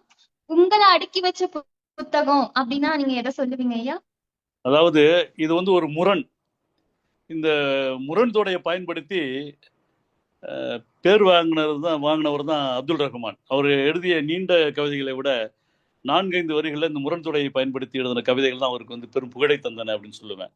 கிட்டத்தட்ட பார்த்தீங்கன்னா இவர்கள் தான் எனக்கெல்லாம் வழிகாட்டி, என்ன மாதிரி குறுங்கவிதை எழுதுறவங்களுக்கு வழிகாட்டின்னு சொல்லுவேன் நான். அப்படி பார்க்கும் பொழுது நீங்கள் வந்து என்னை வந்து நெறிப்படுத்தினது புத்தகம்னு சொல்கிறத நீங்கள் என்னை நெறிப்படுத்தியது இந்த புத்தகங்கள் தான் சொல்கிறது வந்து ஒரு சாதாரண, அது என்ன சொல்கிறதுன்னா ஒரு ஒரு நடைமுறை தமிழா இருக்கும். அது ஃப்ளாட்னு சொல்லுவாங்கல்ல, தட்டையான ஒரு விஷயம். அது இப்படி சொல்றது ஒரு தட்டையா சொல்லிட்டு போற மாதிரியான இருக்கும். அதை வந்து ஒரு வடிவத்தோட சொல்லணும், ஒரு கோள வடிவத்துல சொல்லணும். அப்படிங்கிற போது என்னன்னா இந்த மாதிரியெல்லாம் வந்து சில மாதிரி சொல்ல வேண்டி இருக்குது அப்படிங்கிறது தான். இப்போ கலைந்து கிடப்பது புத்தகத்தினுடைய பண்பு. ஆனா நான் கலைஞ்சு கிடக்கிறேன், என்ன அடுக்கி வைக்குது புத்தகம். பொதுவாக என்னன்னா புத்தகம் வந்து கலைந்து கிடக்கும், நம்ம தான் அடுக்கி வைப்போம். அந்த முரண்தொடையை பயன்படுத்தி நம்ம இந்த மாதிரி எழுதும் பொழுது இது எல்லோருடைய கவனத்தை பெறுவது மட்டுமல்ல, உடைய அர்த்தத்தை வந்து உட்கிரகிக்கிறதுக்கு ஒரு வழியாக இது இருக்கு அப்படிங்கிறது தான் இந்த கவிதையை பொறுத்தவரைக்கும் இந்த கவிதையோட வெற்றி. இப்போ பாருங்க, அப்துல் ரஹ்மான் கூட சொல்லுவாரு, புத்தகங்களை குழந்தைகளை கிழித்து விடாதீர்கள் அப்படிம்பாரு. எவ்வளோ அற்புதம்! இது இந்த முரண்தொடை தான் வந்து எல்லாத்தையும் கவர்ற விஷயம். இந்த கருத்தை வந்து எளிதில் கொண்டு போறதுக்கு இந்த முரண்தொடையுள்ள குறுங்கவிதைகள் வடிவம் பயன்படுது அப்படிங்கிறது தான் என்னுடைய கருத்து. நல்லதுங்கய்யா. அந்த முரண்தொடை ரொம்ப நல்லா இருக்கும். ஹாப்பிலி மேரிட் அப்படின்னு சொல்றாங்களா, அந்த மாதிரி. நல்லா இருக்கு. உங்களுடைய கவிதைகள்ல இன்னொன்னு எனக்கு ரொம்ப நெருக்கமான ஒன்று, ஊதி அணைத்தாய் விளக்குகளை, மோட்சம் கிடைத்தது நெருப்புக்கு. அது ஒரு நல்ல ஒரு இது. இன்னொன்று, அதாவது அந்த பியானோ மீது கல்லறிந்தாலும் இசை பிறக்கும், அதுல இன்னொரு கவிதை, அந்த தேடல் அப்படிங்கிறத நீங்க ஏற்கனவே சொல்லியிருக்கீங்க. அதாவது வழியில் கண்டால் என்னை யாராவது தேடினால் சொல்லுங்கள் அப்படிங்கிற மாதிரி. அதுல பூக்களின் உயரம் வரைதான் வண்ணத்து பூச்சிகளின் ஆகாயம். அதுக்கப்புறம் அது வந்து ஒரு உலகமே அதுக்கு தெரியாது. அந்த தேடல் இருக்கும் பொழுதுதான் அந்த ஒரு நம்மளுடைய உயரமும் இன்னும் இன்னும் அதிகமாகும் அப்படிங்கிறத அந்த கவிதை நயத்தோடும் சரி, இன்னொரு ரசனையோடும் அதை சொல்லக்கூடிய ஒரு ஒரு ஒரு ரசனை அதுல இருந்து இருக்கு. அதை படிக்கும்போது எனக்கே ஆஹா, தேடல் எந்த அளவுக்கு முக்கியமானது வாழ்க்கையில அப்படிங்கிறத அந்த 3 வரிகள் வந்து சொல்லியிருக்கீங்க. உங்களுடைய வாழ்க்கையில தேடல் அப்படிங்கிறது என்னவா இருந்தது? அதை நீங்க அடைய முடிந்ததா? அதாவது என்னுடைய ஒவ்வொரு அடியுமே தேடல் நோக்கி தான் போய்கிட்டு இருக்குன்னு நான் சொல்லுவேன். அது என்ன தேடல்னு என்னால சொல்ல முடியாது. ஆனா ஏதோ ஒரு தேடல் எனக்கு தேவையா இருக்கு, நான் பயணப்பட்டுக்கிட்டு இருக்கேன். எப்பவுமே எதையுமே இன்னும் நம்ம வந்து நினைச்சதை அடைய முடியல அப்படிங்கிற ஒரு எண்ணம் இருந்துகிட்டே இருக்கும் பொழுதுதான் தேடல் வந்து தொடரும் அப்படிங்கிறது தான் என்னுடைய இது. இப்போ வந்து நம்ம ஒரு என்ன நோக்கத்தோட இங்க வந்தோம். நான் வந்து இங்க வரும் பொழுது, சென்னைக்கு வரும் பொழுது, நான் கிராமத்தை விட்டு வர்றதுக்கு மனசு இல்லாம சென்னைக்கு வரும் பொழுது, ஒரு பாடலாசிரியனா ஆகணும், புகழடைவதற்கு எளிய ஒரு வழி வாசல் திரைப்படம் துறை அப்படி நினைச்சிட்டு வந்தேன். ஆனா இங்க வந்தபோது வேறு மாதிரியா இருந்தது. அப்போ அந்த எண்ணத்தை நான் கைவிட்ட பொழுது நான் என்ன தேடணும்னோ அதை கைவிட்டுட்டு அடுத்த ஒரு தேடுதல் எனக்கு வந்தது. இப்படி ஒவ்வொரு தேடுதலாக காலத்துக்கு ஏற்ற மாதிரி தேடுதல் மாறும். கடைசி வரைக்கும் நம்ம அதை அடையவே முடியாது அப்படிங்கறதுதான் உண்மை. கடைசி வரைக்கும் நம்ம அடையவே முடியாதுங்கிறதான் உண்மை. நம்ம தேடாத ஒண்ணு நமக்கு வேண்டாம் அப்படிங்கிற ஒண்ணு நம்மை வந்தடையும். அதுதான் மரணம் அப்படின்னு நான் நினைக்கிறேன்.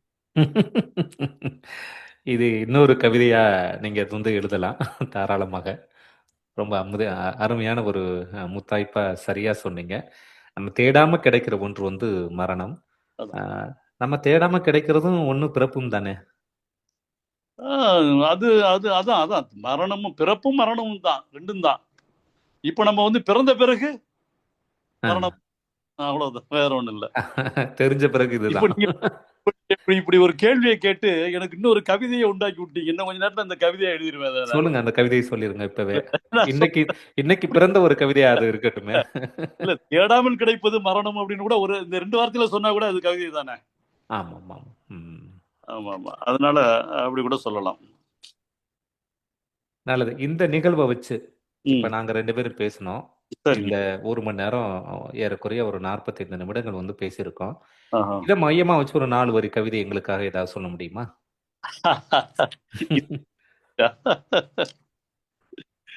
அஹ், என்னுடைய வாழ்க்கை பயணத்தில் கொஞ்ச நேரம் நிழலில் ஒதுங்கி இருக்கிறேன் அப்படிதான் சொல்லணும். கொஞ்ச நேரம் நான் நிழல ஒதுங்கினேன். ம், செல்லுமடியில் கொஞ்ச நேரம் இளைப்பாருகிறேன் ம், ம். அப்படிதான் நான் சொல்லணும். இந்த நிகழ்ச்சியை பத்தி சொல்லணும்னா அப்படிதான் சொல்லணும். நல்லது, நல்லது. ரொம்ப அருமையான ஒரு நிகழ்வு. நல்ல கேள்விகள் அனைத்திற்குமே வந்து ரொம்ப சிறப்பான ஒரு பதில். தமிழும் வந்து ரொம்ப அருமையா அந்த கேள்விகள், கவிதைகளை எல்லாம் உள்வாங்கி கேட்டாங்க. நல்லா கேட்டாங்க பாப்பாவும். பாப்பா, நீங்க மறுபடி ஏதாவது ஒரு கேள்வி வச்சிருக்கீங்களா? இன்னொரு கேள்வி இருக்குங்க ஐயா, நான் சொல்லுங்க கேட்கலாங்களா? சொல்லுங்க சொல்லுங்க. என்ன வரம் கேட்பது என்ற யோசனையில் கழிகிறது தவம். சரிங்க. ஒரு மனுஷன் வந்து ஒரு குறிக்கோள், அந்த இலக்கை அடையறதை விட அதை நம்ம எப்படி அடைய போறோம் அப்படின்ற யோசனையிலேயே அவனுடைய வாழ்க்கை வந்து கழிஞ்சிருது அப்படின்ற மாதிரி இந்த கவிதை பொருள் நான் உணர்ந்துகிட்டேங்க ஐயா. அதை பத்தி உங்களுடைய கருத்து என்னன்னு தெரிஞ்சுக்கலாங்களா? அதுவும் ஒரு நீங்க சொன்னதும் ஒரு கருத்து தான். இதுல வந்து மனிதனுடைய பேராசையும் அடங்கியிருக்கு. அதுவும் ஒரு கருத்து தான். இன்னொரு வாசகன்ட்ட கேட்டீங்கன்னா வேற ஒரு கோணத்துல இதை அணுகி இருப்பாங்க. அதான் இப்ப நான் சொன்னது மாதிரி தான், இந்த சொன்ன விஷயம்தான். இது மாதிரி பல்வேறு சிந்தனைகளை உருவாக்குவதுதான் ஒரு இந்த குறுங்கவிகளுடைய ஒரு தத்துவ ரீதியான கவிதைகளுடைய நோக்கம். அது உங்களுக்கு ஒன்று தோணி இருக்கு, எனக்கு ஒன்று தோணி இருக்கு, இன்னொருத்தருக்கு இன்னொன்று தோணும். அதுதான் அந்த கவிதையோட வெற்றி. சரிங்க ஐயா, நன்றிங்க ஐயா. ரொம்ப நன்றி. ரொம்ப நன்றிங்க ஐயா. உங்களுடைய கேள்விகளும் சரி, உங்களுடைய அந்த நம்ம கேட்ட கேள்விக்கான எந்த தங்கு தடை இல்லாம வரக்கூடிய பதில் இருக்குல்ல, அதுவே ஒரு மிகப்பெரிய கவிதை தான். இதுக்காக தயாரிப்பு எதுவுமே கிடையாது. நான் பயந்துக்கிட்டு ஆமா. கேட்க போறாங்களோ, என்ன செய்ய போறாங்களா, எப்படி அதை ப்ரெசென்ட் பண்ண போறோம் அப்படின்னு நினைச்சுக்கிட்டு இருந்தேன். முன்னாடியே கேள்விகளை கொடுத்தா இன்னும் சிறப்பான பதில் கூட கிடைச்சிருக்கும். ஆனா இந்த மாதிரி இயல்பான வருகிற அந்த பேசுவது இயல்பா வரக்கூடியத நல்ல ஒரு பதிலா இருக்கும், உண்மையானதா இருக்கும் அப்படிங்கிறது என்னுடைய நம்பிக்கை. நல்லதுங்க. கேள்வி பதில் நேரம். இதுவரை நம்ம 2 பேரும், நம்ம 3 பேரும் பேசணும். இப்போ வந்து இதுவரை கேட்டவர்கள் உங்களுக்கு கேட்கக்கூடிய ஒரு சில கேள்விகள் இருக்கு, அவங்க வந்து கேட்பாங்க. கேளுங்க, நான் முடிந்த வரை பதில் சொல்றேன்.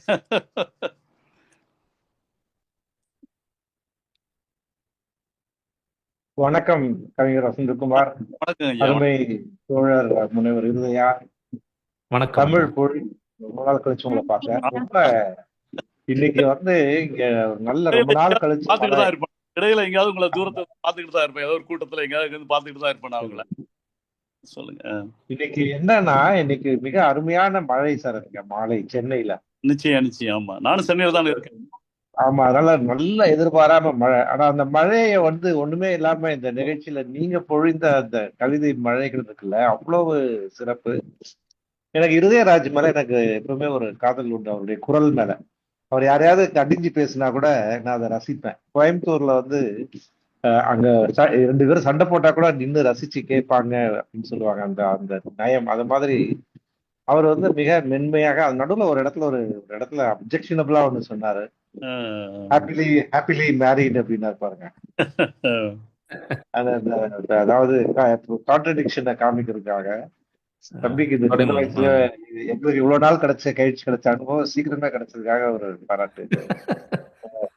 நல்லா இருந்தது. ஆக்சுவலா வந்து இந்த இந்த கவிதைகள் வந்து ஒரு கட்டுரையோ இல்ல ஒரு கதையோ ஒரு பெரிய புதினத்தையோ படிக்கிறதுக்கு இன்னைக்கு வந்து நேரம் வந்து மக்களுக்கு இல்லாத போது, ஒரு ரீல்ஸ் அப்படின்னு நான் நினைப்பேன். இந்த ஐக்குங்கிறதுலாம் ரீல்ஸ்க்கெல்லாம் ஒரு முன்னோடின்னு தான் நினைக்கிறேன். ஏன்னா எவ்வளவு பெரிய விஷயத்த சுருக்கி 2 வரிகள்ல வந்து நீங்க சொல்றீங்க. அது உண்மையாவே வந்து பாராட்டுக்கு உரியது. இன்னைக்கு நிறைய பேர் இது ஐக்கு எழுத வராங்க. நாங்க மதுரையில நடத்தின அந்த பயிற்சி பட்டறையில கூட ஒரு நாள் ஐக்குக்காகவே நாங்க வந்து ஒரு அது எல்லாமே குறுங்கவிதைகளா தான் இருக்கு. அது ஹைக்கூன்னு எழுதுறாங்க. ஆமாங்க. அப்படி இதோட நீங்க வளர்ச்சி எப்படி பாக்குறீங்க? இது வந்து சிந்தனை ஓட்டங்கள் எப்படி இருக்குங்க மக்கள், அதாவது இன்னைக்கு இருக்கிற அந்த இளம் தலைமுறையினர் இருக்கிறாங்க இல்லையா, தமிழ் பொழில் மாதிரி உள்ள அந்த ஜென்சி அந்த அந்த தலைமுறையினர் வந்து, சிரிக்காதம்மா, எல்லாத்தையும் பண்ணிட்டு சிரிப்பீங்க, பல்ல காட்டாதீங்க, உங்களை நினைச்சாலே அலறுது நாடு.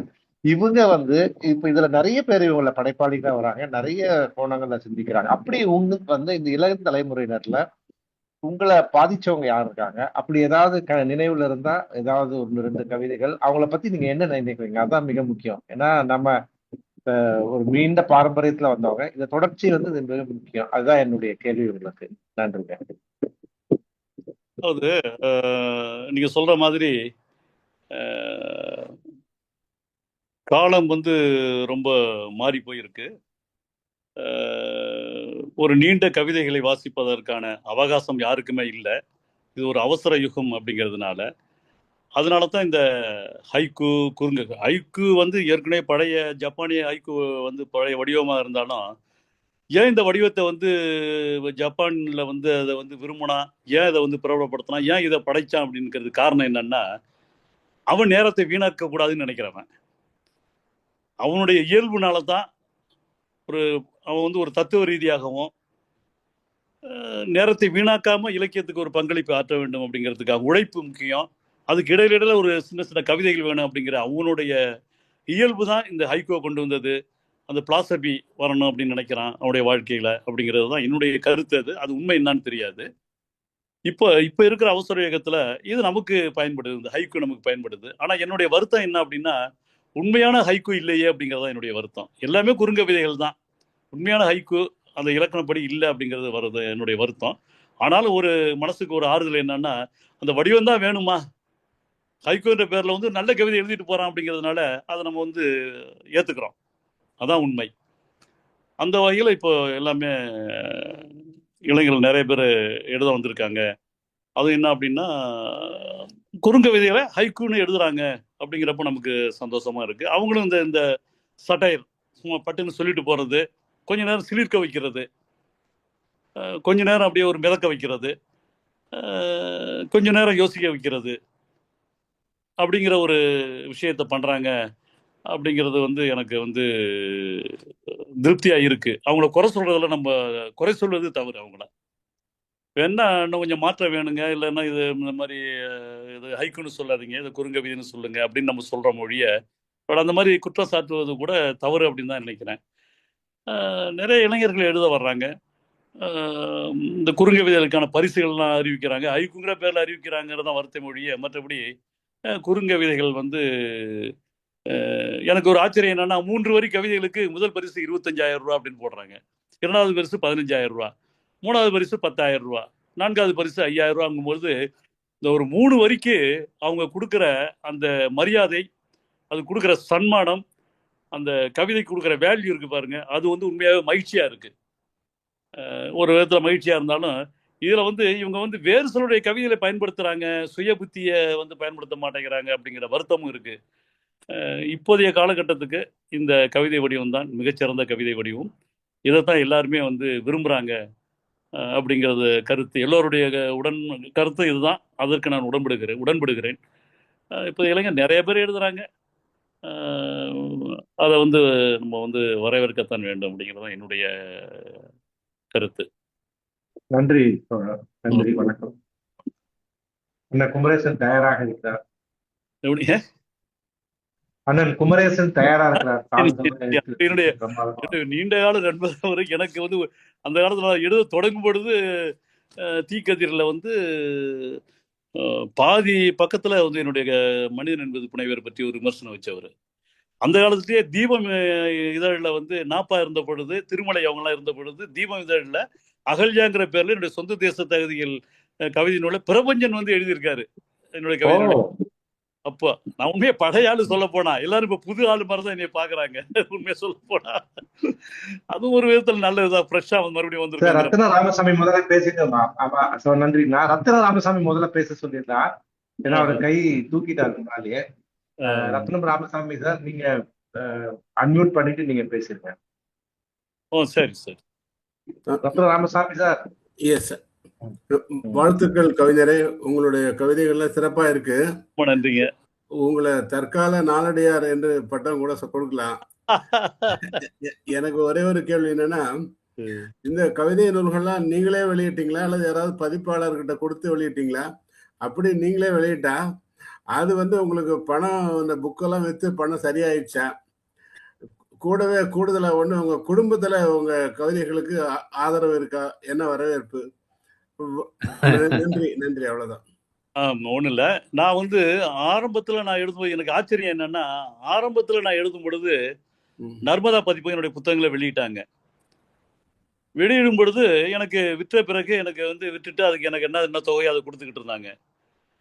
அதற்கு பிறகு நர்மதா பதிப்பகம் வெளியிட்ட பிறகு இப்பொழுதெல்லாம் யாருமே என்னுடைய செலவில் நான் புத்தகம் இன்னும் எனக்கு ஒரு பிராண்டு வேணுங்க அப்படிங்கிறதுக்காக ஆனால் அவங்க பதிப்பகத்தில் அவங்க புத்தகங்கள் போடுறாங்க. ஆனால் என்னிட்ட பணம் வாங்கி தான் போடுறாங்க. என்னிட்ட பணம் வாங்கி போட்டுட்டு நான் அந்த தொகைக்கு நான் புத்தகத்தை வாங்கிடுறேன். நான் எவ்வளோ பணம் கொடுத்தோனோ அந்த தொகைக்கு நான் புத்தகத்தை வாங்கிடுறேன். மீதி புத்தகத்தை அவங்க விற்றுக்கிறாங்க. மீதி புத்தகத்தை விற்கும் பொழுது அதுக்கான ராயல்ட்டி எனக்கு வந்தாகணும். ஆனால் ராயல்ட்டி கொடுக்கறது இல்லை. அந்த அந்த பணம் ராயல்ட்டின்னு இல்லை, மீதி புத்தகம் விற்கிறதுக்கான தொகையை எனக்கு கொடுக்கறதே கிடையாது. நல்ல பெருமாள் அப்படிங்கிற ஒரு அறிஞர் இருந்தார். அவர் தான் சொல்லுவார், கேரளாவில் தான் மலையாளிகள் தான் ராயல்ட்டி கொடுக்குறாங்க, தமிழ்நாட்டில் ஒரு ராயல் டீ கொடுத்து அனுப்பிச்சிடுறாங்க எழுத்தாளனுக்கு அப்படின்பாரு. அதுதான் இப்போதைய நிலைமையும் கூட. பாவம் இந்த இளைஞர்கள், கவிதை எழுதுகிற இளைஞர்கள்லாம் கை காசை போட்டு தான் புத்தகம் போடுறான். பதிப்பகம் ஒரு பேர் அவனுடைய வியாபார முத்திரையை அதில் பதிச்சு, உண்மையாக சொல்லப்போனால் அப்படி தான் நிலைமை இருக்குது. அப்படிங்கிறப்ப அது காரணம் என்ன அப்படின்னா, கவிதைக்கான வாசகர்கள் வட்டம் சுருங்கி போயிருக்கு. அவங்கள கூட குறை சொல்றதுல கூட நம்ம குறை சொல்றது கூட தேவையில்லை. வாசகர் வட்டம் சுருங்கி போயிருக்கு. அப்போ அவன் ஒரு கவிதை தொகுதியை போடுறதுக்கு பயப்படுறாங்க. அதுதான் உண்மை. ஒரு சிறுகதையோ அல்லது வேற ஏதோ ஒரு கட்டுரையோன்னா கூட இதை விட ஒரு வியாபாரம் அதிகமாக இருக்குங்கிறதுனால அவங்க பொருளாதார அவங்க அந்த வியாபாரத்தனத்தோடு அவங்க செய்யும் பொழுது அவங்களுக்கு ஓரளவு லாபம் கிடைக்குது அப்படிங்கிறதுனால, அதனால் அவங்களையும் குறை சொல்லி இப்போ நம்ம குறை சொல்றது கூட தவறு அப்படின்னு நான் நினைக்கிறேங்க. அதனால இப்போ இருக்க கவிஞர்கள்லாம் தன்னுடைய கை காசை போட்டு தான் புத்தகம் வெளியிடுறாங்க. கவிஞர் புகழ்பெற்ற கவிஞர் மேத்தாவே ஆரம்பத்தில் புத்தகம் போடும் பொழுது அவருடைய மனைவியினுடைய வளையல்களை அடமானம் வச்சு தான் அந்த புத்தகத்தை போட்டார், கண்ணீர் பூக்களை போட்டார். அதற்கு பிறகுதான் அது 35 பதிப்புகள் கண்டது அந்த புத்தகம். அதனால் அந்த மாதிரி ஒரு பெரிய மாபெரும் புகழ்பெற்ற கவிஞர்களுக்கு இந்த மாதிரி நிலைமைன்னா இப்போது எழுதுகிற இளைஞர்கள் என்ன செய்வாங்க? அதுதான். இப்போ இளைஞர்களும் சம்பாதிக்க ஆரம்பிச்சிட்டாங்க. நல்லா படிக்கிறாங்க, சம்பாதிக்க ஆரம்பிக்கிறாங்க. அப்போ அவங்க இந்த இலக்கிய வடிவத்தை கையில் எடுத்துக்கொண்டு அவங்க படைக்கிற பொழுது அந்த செலவை பற்றி கவலைப்படுறதில்ல. அப்படிங்கிறதுனால தான் இப்போதைய சூழல்ல இதுதான் நடக்குதுங்க.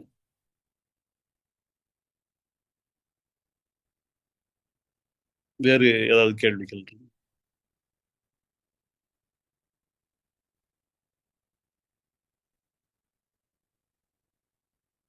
வணக்கம், குமரேசன் பேசுறேன். வணக்கம். ரொம்ப நன்றி. இவங்களை ஆற்றுப்படுத்துனதுக்கு ரொம்ப நன்றி. எல்லாருமே நல்ல ஒரு அற்புதமான மனிதர்கள், அற்புதமான இலக்கியவாதிகளை எனக்கு அறிமுகப்படுத்தி வச்சிங்க. எனக்கு எல்லாரும் என்னையும் அவர்கள் அறிந்து கொள்வதற்கு ஒரு வாய்ப்பு, நானும் அவங்கள தெரிஞ்சுக்கிறதுக்கு ஒரு வாய்ப்பு. ரொம்ப நன்றி. இந்த அழைப்பை ஏற்றுக்கொண்டு நீங்க வந்தது முக்கியமான ஒன்று. உங்களுக்கு பல்வேறு பணிகளுக்கு இடையில அதுக்கு நான் இந்த அமைப்பு குழுவின் சார்பாக நானும் கூட நன்றி தெரிவிச்சுக்கிறேன். ஏன்னா உங்களோட ஏற்பட்ட அந்த முதல் சொன்னீங்கல்ல 20-25 ஆண்டுகளுக்கு முன்னாடி தீக்கதிரில் அதை எழுதிய போது அந்த குறிப்பா அந்த அதுல பல கவிதை, குறிப்பா அந்த கவிதை நான் திரும்ப உங்களை சந்திக்கும் போதெல்லாம் கூட அதை சொல்லி காட்டியிருக்கிறேன். அந்த அது ஒரு நாவலே, அந்த ஒரு கவிதையில இருந்து ஒரு நாவலாவே அது விரியும் அப்படிங்கிற அளவுக்கு உள்ள கவிதை.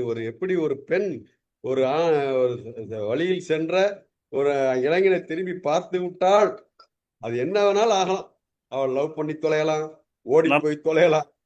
ஏன்னா ஏதோ ஒரு வகையில இந்த சமூகத்துடைய புனிதம் கெட்டு போயிடும். அப்படிங்கிற ஒரே காரணத்துக்காக அவளை தூக்கி எப்படி அந்த கேழ்வரகுக்குள்ள அமுக்கினார்கள். அந்த கேழ்வர்களுக்கு அடியிலே எப்படி ஒரு குத்தூசி இருந்தது, அவள் கதை என்னவாகணுங்கிற இன்னைக்கு நினைச்சா அதை சொல்லும் போதெல்லாம் நிகழ்கிறேன்.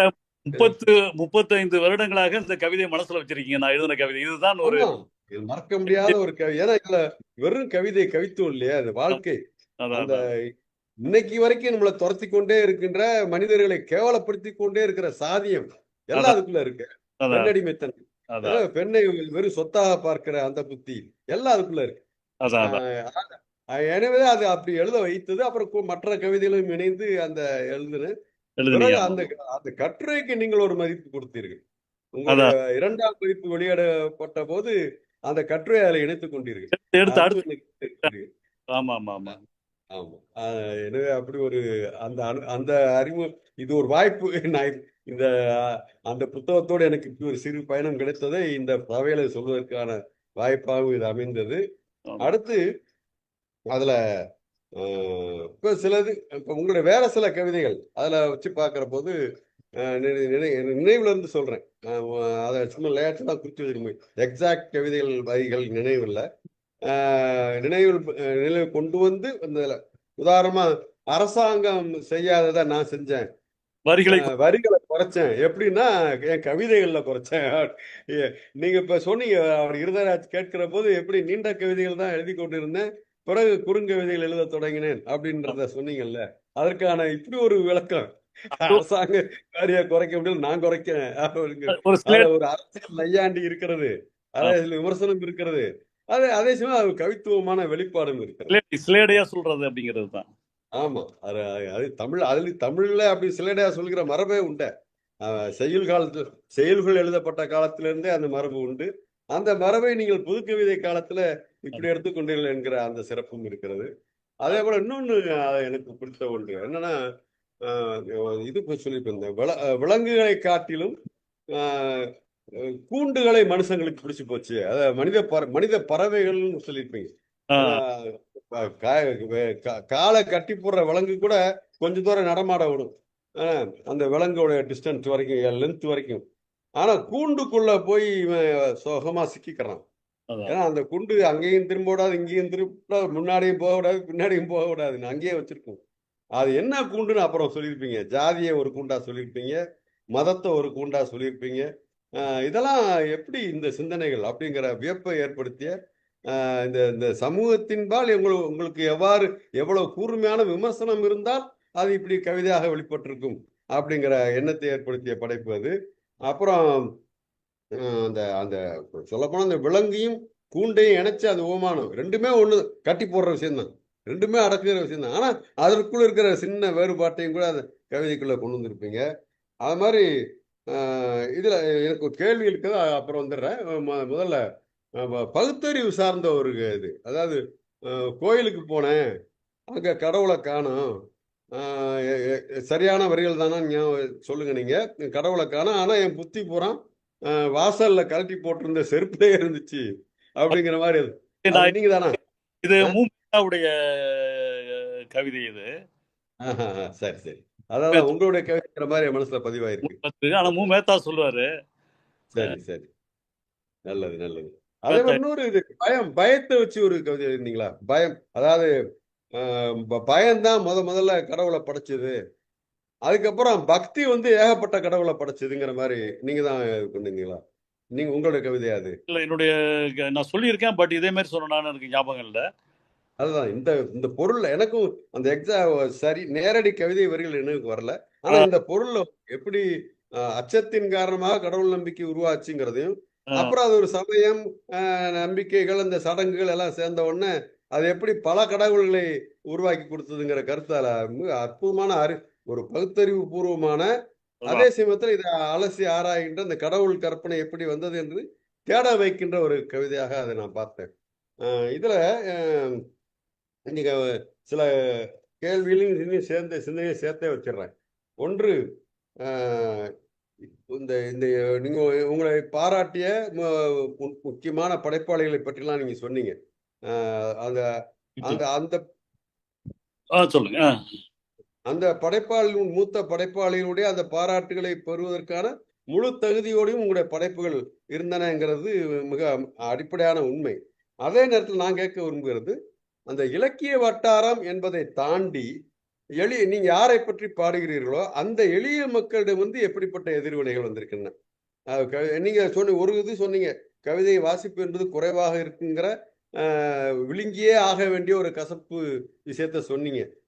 அதோட இணைச்சு கேட்குறேன், எளிய மக்கள் நீங்க பாடுபொருளாக இருக்கின்ற அந்த மக்களுடைய எதிர்வினை எப்படியாக இருந்தது, அதை நீங்கள் சந்தித்திருக்கிறீர்களா என்று தெரிந்து கொள்ள விரும்புகிறேன்.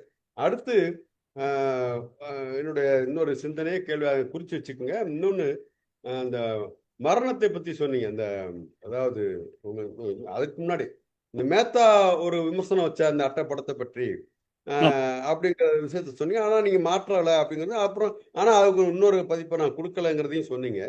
என்னுடைய கேள்வி என்னன்னா, நீங்க சொல்லும் போதே சொன்னீங்க, அது எத்தனை படிகள் அச்சிடப்பட்டிருந்தது, அத்தனை படிகளும் அட்டையை மாற்றி புதிய அட்டையை வைப்பதாக இருந்தால் எவ்வளவு செலவாகும்ங்கிற பொருளாதார நிலைமையை சொன்னீங்க. அந்த பொருளாதார நிலை காரணமாகத்தான் அதை கைவிட்டீர், அது அவர் சொன்னதை விமர்சனத்தை ஏற்காமல் விட்டீர்களா, அல்லது அந்த கருத்தில் உடன் வேணா இப்படி ஒரு சித்தரிப்பு என்பது ஒரு கருத்துரிமை அதில் இருக்கிறது. இன்னொரு புதிய சிந்தனை, இன்னும் இந்த பழைய மௌடியத்துக்குள்ள உதடு ஒட்டினா என்ன ஆட்சிப்புங்கிற அந்த கேள்வி புதிய தலைமுறைக்கான கேள்வி அது. அந்த சிந்தனையில் இருந்து அவருடைய விமர்சனத்தை ஏற்க மறுத்தீர்களா? பின்னது என்றால் ரொம்ப வரவேற்கலாம், அதுக்காக கேட்கிறேன். ரெண்டாவது கேள்வி, அடுத்த கேள்வி வச்சிடுறேன். அப்புறம் அந்த இது அடுத்தது கேள்வியாக வச்சுக்கலாம், கருத்தாக வைத்துக் கொள்ளலாம்.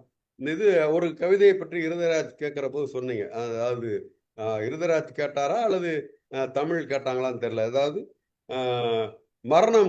மரணத்தை அது தேடாமலே வருவது மரணம்னு சொன்னீங்க, கிடைப்பது மரணம்னு சொன்னீங்க.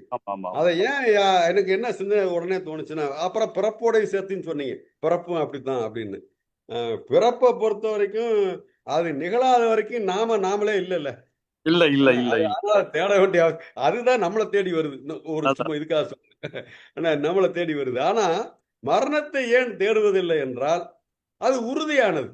அது மனிதர்கள் வாழ்கிற எல்லா மனிதர்களுக்கும் தெரிகிறது, அச்சத்தோடு தான் இருக்கிறார்கள், வெளியே காட்டிக் கொள்ளாமல் இருக்கிறார்கள் என்பதுதான். ஆகவே அப்படி இது ஒரு சிந்தனை தான். ஒரு இதே அப்படி சொல்லலை அப்படின்னு கேள்வியாக நான் வைக்கல.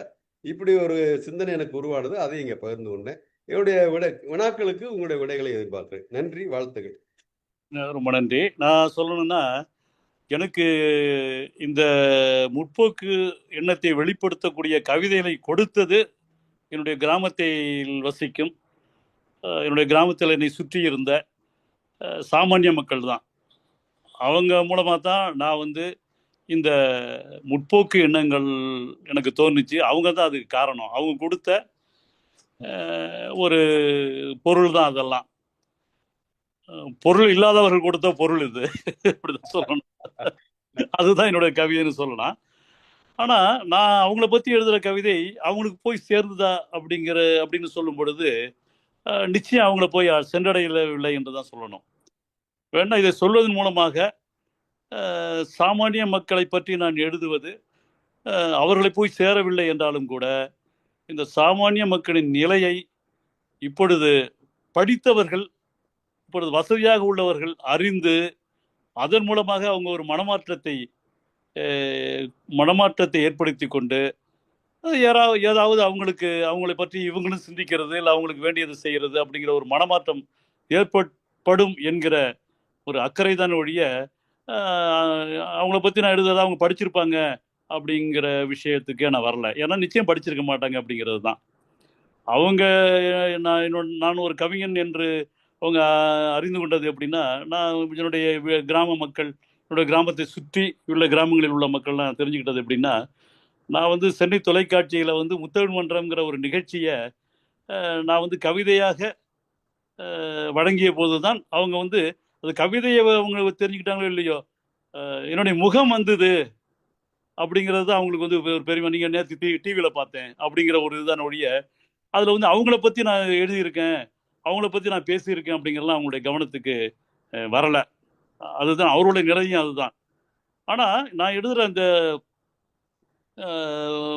என்னை சார்ந்த என்னை சுற்றியுள்ள சாமானிய மக்களை பற்றி இப்போ இருக்க இளைஞர்களும், இப்போ இருக்க அறிவுஜீவிகளும், இப்போ இருக்க வசதி படைத்தவர்களும் தெரிந்து கொள்வதற்கு ஒரு வாய்ப்பாக அமைந்திருக்கும் என்று நான் நம்புகிறேன். இந்த நம்பிக்கை தான் என்னுடைய திருப்தி. அப்படிதான் சொல்ல விரும்புகிறேன். இன்னொரு கேள்வி கேட்டீங்க, மரணம். அது மரணம் வந்து கருத்தாக சொன்னேன். சரி, மரணத்தை நம்ம தேடுறதில்ல, ஏன்னா அது வந்துடும் கண்டிப்பா உறுதியாகுது. பிறப்பு என்பது நாம தேடி வர்றதுல, பிறப்பு நம்ம தேடி வருது. ஒரு நீங்க கவிதையில தான் தத்துவம் சொல்ல முடியுமா? நான் என்னோட கேள்வியில தத்துவம் சொன்னேன், அவ்வளவுதான். என்னோட இன்னும் முக்கியமான கேள்வி என்பது மேத்தாவுக்கான அந்த இது. மேத்தா சொன்னா இப்படி சொல்லிட்டாருங்கிறனால பொருளாதார காரணத்தினால்தான் அந்த விமர்சனத்தை நீங்கள் ஏற்க மறுத்தீர்களா, அல்லது சிந்தனை அடிப்படையில கருத்து சுதந்திரம் என்கிற அடிப்படையிலே மறுத்தீர்களா? அதான் எனக்கு. அதாவது இப்ப மதிப்பிற்குரிய இருதயராஜ் அவர்களுக்கு வந்து அந்த புத்தகம் கொடுத்துருக்கேன். உங்களுக்கு அநேகமா அந்த புத்தகத்தை கொடுக்கல. ஏன் அப்படின்னா, நீங்க வந்து ஒரு முற்போக்கு இலக்கியவாதி, ஒரு கம்யூனிஸ்டவாதி அப்படிங்கிற அடிப்படையில அந்த புத்தகத்தை நான் உங்களுக்கு கொடுக்கறதுக்கு தயங்கினேன்னு கூட சொல்லலாம். ஒரு காதல் கவிதைகள், காதல் புலம்புகள்லாம் இருக்கு, ஒரு காதல் கவிதைகளா இருக்கு, அந்த வார்த்தை ஜாலங்கள், கொஞ்சம் அந்த பெண்களை பற்றி வர்ணிச்சு எழுதுனது, என்னுடைய உள்ள கிடைக்கைகளை பெண்கள்கிட்ட தெரிவிக்கிறதுக்கான ஒரு கருவியாக அந்த கவிதைகள் இருப்பதெல்லாம் நீங்கள் எந்த அளவுக்கு ஏற்றுக்குவீங்க அப்படிங்கிற ஒரு தயக்கம் இருந்ததுனால அந்த புத்தகத்தை நான் உங்களுக்கு கொடுக்கல. ஆனால் அந்த புத்தகத்தோட அட்டைப்படத்தை பார்த்தீங்க அப்படின்னா, ஒரு நீக்ரோவின் உதடும், ஒரு சொல்லப்போனால் ஒரு அந்த நீக்ரோ, ரெண்டு பேர் எதிர்பட்ட நிலை, நீக்ரோ இன்னொருத்தவங்க வந்து ஒரு வெள்ளைக்காரின்னு வச்சிங்களேன். இந்த மாதிரி நீக்ரோட உதடும் இன்னொரு இல்லை, நீக்ரோ பெண்ணுடைய உதடு, ஒரு இந்த மாதிரி ஒரு வெள்ளைக்காரனுடைய உதடு, அப்படிங்கிற மாதிரி ஒரு ஒரு வித்தியாசம் அதில் தென்படும். இதுலயே உங்களுக்கு வந்து ஒரு கருத்து என்னன்னு தெரிய வருது. அந்த இனப்பாகுபாடு இல்லாம ஒரு காதல் வந்து உருவாகுது, இல்லை ஒரு காமமே உருவாகுதுன்னு வச்சுக்கோங்க. இனப்பாகுபாடு இல்லாம ஒரு காதல் உருவான காமம் உருவானாலே அது வந்து நமக்கு வந்து ஒரு சந்தோஷத்தை கொடுக்குதுன்னு நான் நினைக்கிறேன். அதனால அந்த மாதிரியான அட்டைப்படம் அது. அதை பார்த்தா உங்களுக்கு நான் அனுப்பி வைக்கிறேன். இதை வந்து நான் இழக்கிறதுக்கும் விரும்பல. அந்த நேரத்தில் இதை வந்து மேத்தா சார்ட்ட நான் சொல்லிட்டு இருக்க முடியாது. அப்ப என்ன அப்படின்னா, அவருக்கு மறுபடியும் புத்தகம் கொடுக்காம அப்படியே எடுத்துட்டு வந்துட்டு அதே புத்தகத்தை தான் நான் எல்லாருக்கும் கொடுத்துக்கிட்டு இருந்தேன். அதை வந்து நீங்க முதல்ல சொன்ன விளக்கத்தை அந்த பொருளாதார காரணத்தை தான் சொன்னீங்க, அதனாலதான் நான் கேட்டேன். இல்ல அந்த பொருளாதார காரணமும் உண்டு அதுல. ஏன்னா நான் ஒரு ஒரு 50 புத்தகத்தை மட்டும் நான் வந்து அட்டையை மாத்தி மேத்தா கொண்டு போய் கொடுத்துருக்கலாம்ல. இல்ல மேத்தா மாதிரி இந்த ஒரு கல்ச்சர்டா இருக்கணும் எல்லாமே நினைக்கிற ஒரு 50 பேர்கிட்ட நான் கொடுத்துருக்கலாம்ல. அது செய்யாததுக்கு பொருளாதார காரணம். இன்னொன்னு அதுல உள்ள அந்த அட்டைப்படத்துல வந்து அந்த மாதிரி ஒரு கருத்து இருக்கு. ஒரு நீக்ரோக்கு எதிரான நிலையில் ஒரு இனத்தை சார்ந்த இன்னொரு உதடு, 2 உதடு, அது மொத்தம் அந்த 4 உதடுகளும் வந்து முத்தமிட்டுக் கொள்வது மாதிரி இருக்கும். அது ஒரு மறைபொருள் மாதிரி தான் இருக்கும். அதனாலேயே நான் வந்து விளக்கம் கேட்குறவங்களுக்கு மட்டும் இப்படி சொல்றது உண்டு. அது ஒண்ணு. மரணத்தை பத்தி நான் நிறைய எழுதுறேன், மரணத்தை பத்தி நிறைய யோசிக்கிறேன். ஏன்னா மரணத்தை பத்தி எல்லாருமே யோசிக்கிறோம். மரணத்தை பத்தி ஒரு நாளைக்கு ஒரு தடவையாவது நம்ம யோசிக்கிறோம். ஆனா மரணத்தை பத்தி நிறைய எழுதியிருக்கேன். இப்ப பாருங்க, நான் ஒரு கவிதை எழுதியிருந்தேன், இதுல இருக்கு, எத்தனையோ முறை வந்து போயிருக்கிறேன் இடுகாட்டுக்கு, எத்தனையோ முறை வந்து போயிருக்கிறேன் இடுகாட்டுக்கு, இம்முறை நான் வந்திருப்பது எங்கேயே தங்கிவிட. அந்த கடைசி நிலையில ஒரு கவிதை. அதே மாதிரி இன்னொன்னு என்னன்னா, ஒரு ஒரு அனுபவம் எனக்கு, என்னோட துறையில் ஏற்பட்ட அனுபவம் என்னை வந்து ரொம்பவும் புண்மேல காக்கையை வந்து கொத்தும் பாருங்க, அந்த மாதிரி எனக்கு கொத்திக்கிட்டு இருந்த ஒரு சூழல் நான் எழுதினேன். நான் ஏற்கனவே இறந்தவன் என்னை சிலுவையில் அறையாதீர்கள் அப்படின்னு எழுதினேன். இந்த மாதிரி நிறைய மரணத்தை பத்தி நிறைய எழுதியிருக்கேன். அது மாதிரி தான் என்னுடைய இந்த மாதிரி என்ன அனுபவம் தானே, அனுபவம், காயங்கள், வலிகள் தானே கவிதைகள். உங்களுடைய அட்டப்பட சித்தரிப்பு இருக்க அந்த மேத்தா விமர்சித்தது, அது வந்து ஒரு திரைப்பட பாடலாகவும் கூட வெளிப்பட்டதுன்னு நினைக்கிறேன். ஆரிய உதடு உனது, திராவிட உதடு எனது அப்படிங்கிற மாதிரி ஒரு முழுப்பாட்டு எனக்கு தெரியல, விஷயங்கள் இருக்கு. வாழ்த்துக்கள் வாழ்த்துக்கள். வேறு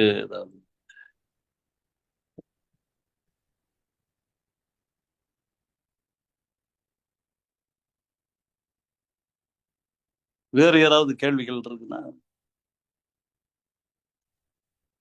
நேரம் போனதே தெரியல.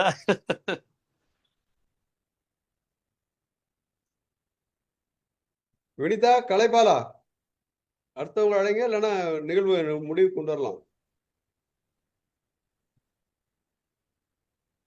ஹலோ,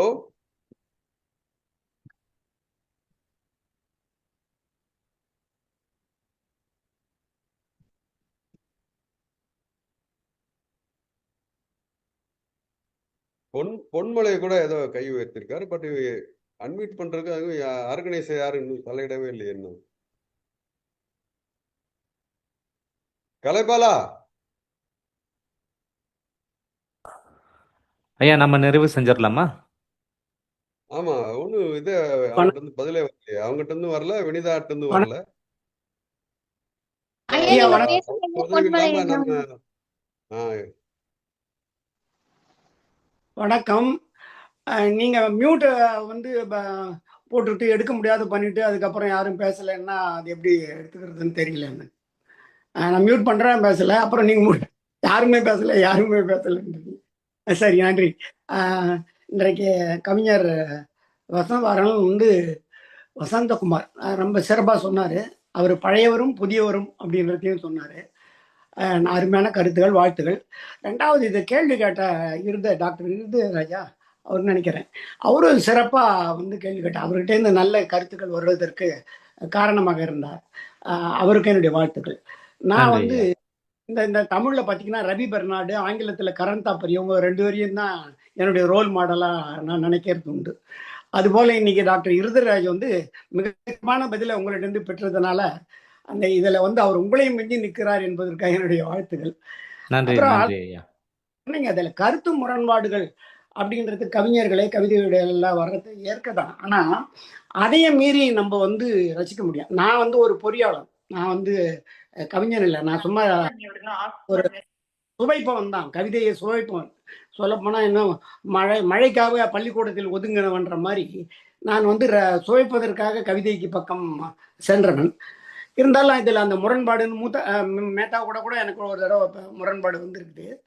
அதெல்லாம் விட நான் ஒரே ஒரு கருத்தை மட்டும், நிறைய இருக்குது ஆனாலும் ஒன்று மட்டும் கேட்குறேன். நான் முரண்பாடுகளுக்கு இடையே ரசிக்க முடியும் அப்படின்றதுக்கான என்னுடைய நினைவுகள் வந்து பார்த்திங்கன்னா 75 நினைக்கிறேன். அரை நூற்றாண்டுக்கு முன்னாடி நான் இளைஞனாக ஒரு 24 வயசு இளைஞனாக இருந்த போது நடந்த ஒரு நிகழ்வு. கண்ணதாசன் எழுதிய கவிதை எனக்கு அப்படியே ரத்தத்தை கொதிக்க வச்சுது. ஆனால் அந்த கவிதையை நான் ரசித்தேன். இந்த 2 முரண்பாடுகளும் அனுபவம் உங்களுக்கு வந்திருக்குதான்றதுக்காக தான் கேட்க விரும்புகிறேன். என்னுடைய கருத்தை வந்து நான் உயிர் மூச்சாக எடுத்துக்கொள்கின்ற ஒரு பொருள், அது வந்து மாநில சுயாட்சி. அது வந்து திமுக வைக்குது. கருணாநிதி மேலே இருக்கிற வெறுப்புனால கண்ணதாசன் காங்கிரஸ்லேருந்து மிக கடுமையான கவிதையை ஒன்று எழுதிட்டார். அப்போ அது 75 77 நினைக்கிறேன். நான் 75 தான் இருக்கணும், அரை நூற்றாண்டு.